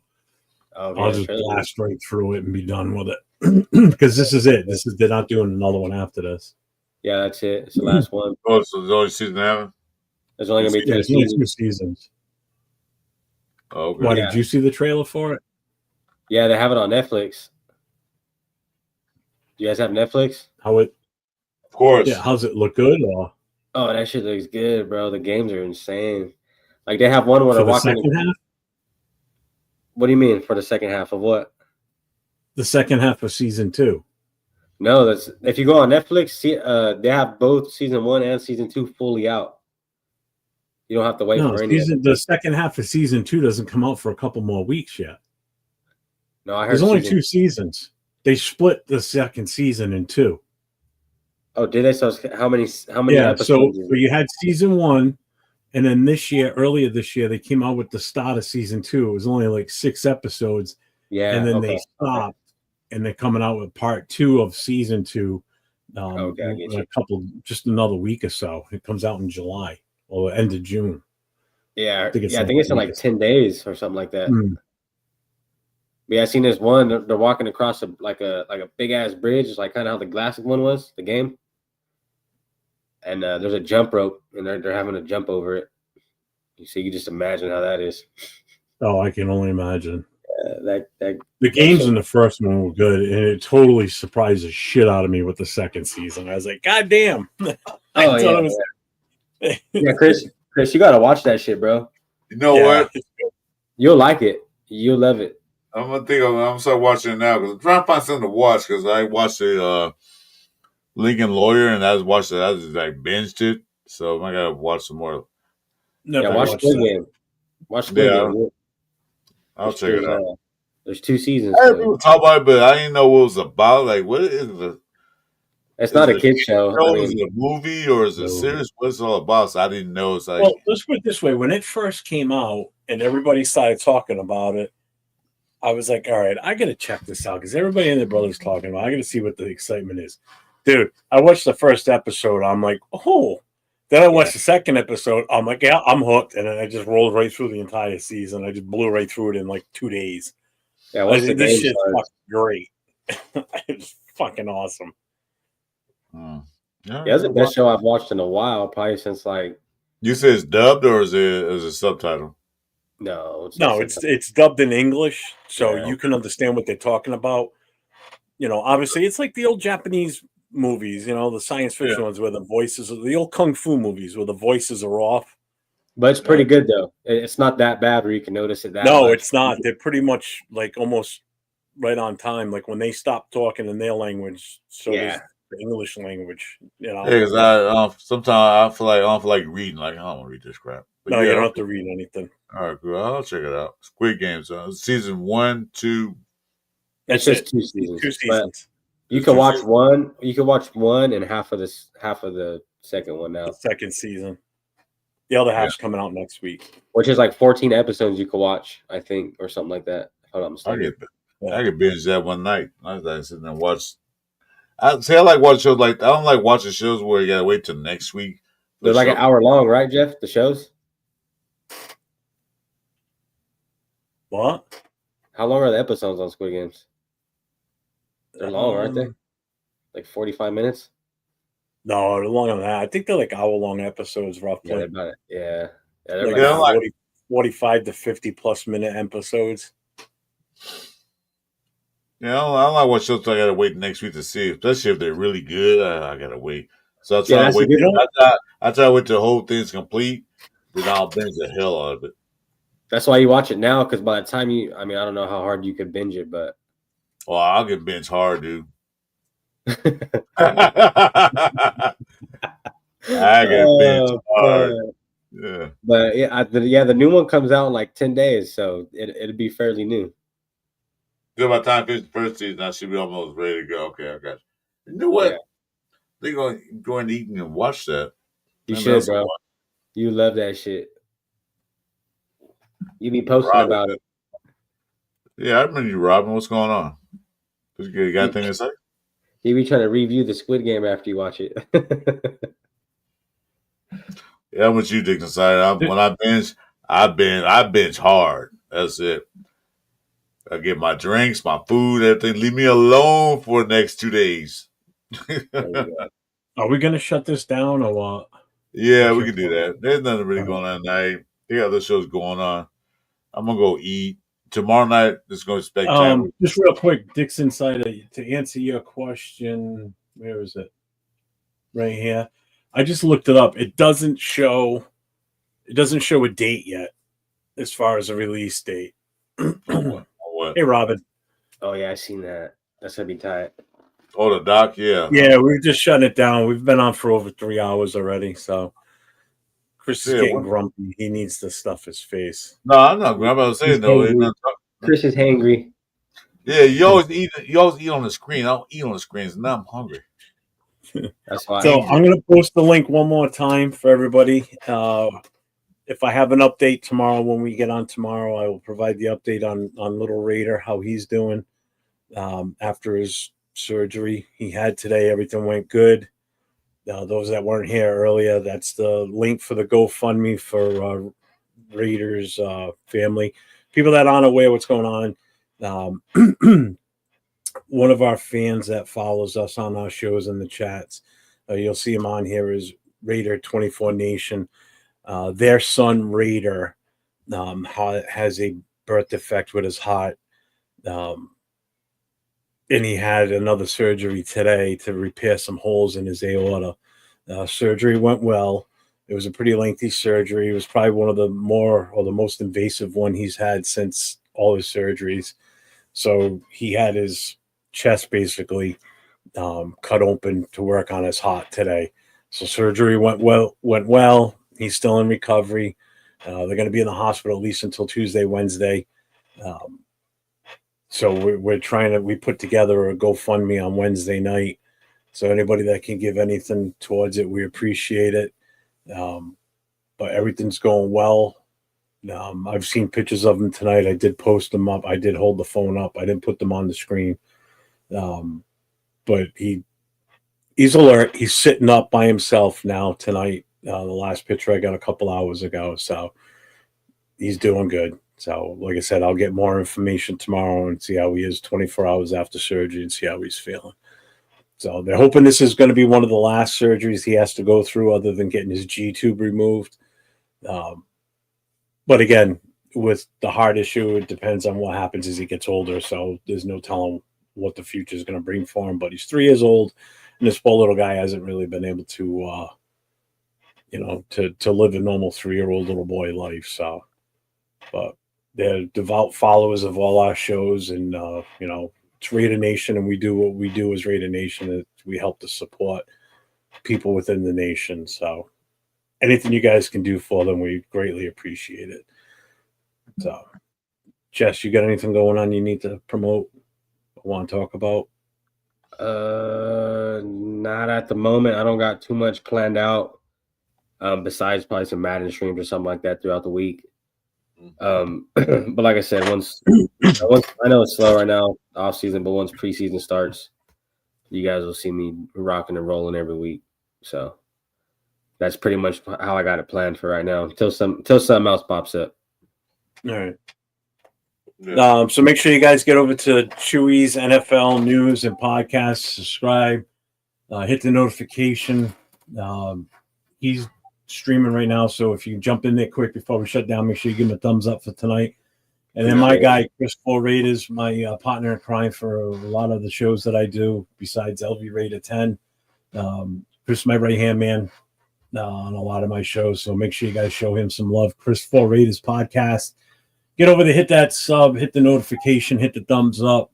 He's streaming also before we log off. Make sure you get over there and give him the thumbs up on tonight's show. And we appreciate everybody for tuning in tonight, spending your Friday night with us for 3.5 hours roughly. Chris and I will be back on tomorrow night. So, Jess, if you're around, more than welcome. Anybody else that normally pulls up, feel free tomorrow night. I'll make the studio up tomorrow. And Little Raider, you take care, little man. Yeah, have a good night's sleep. Thumbs I'll up. check with your mom and dad tomorrow. And as usual, everybody, stay safe and go Raiders.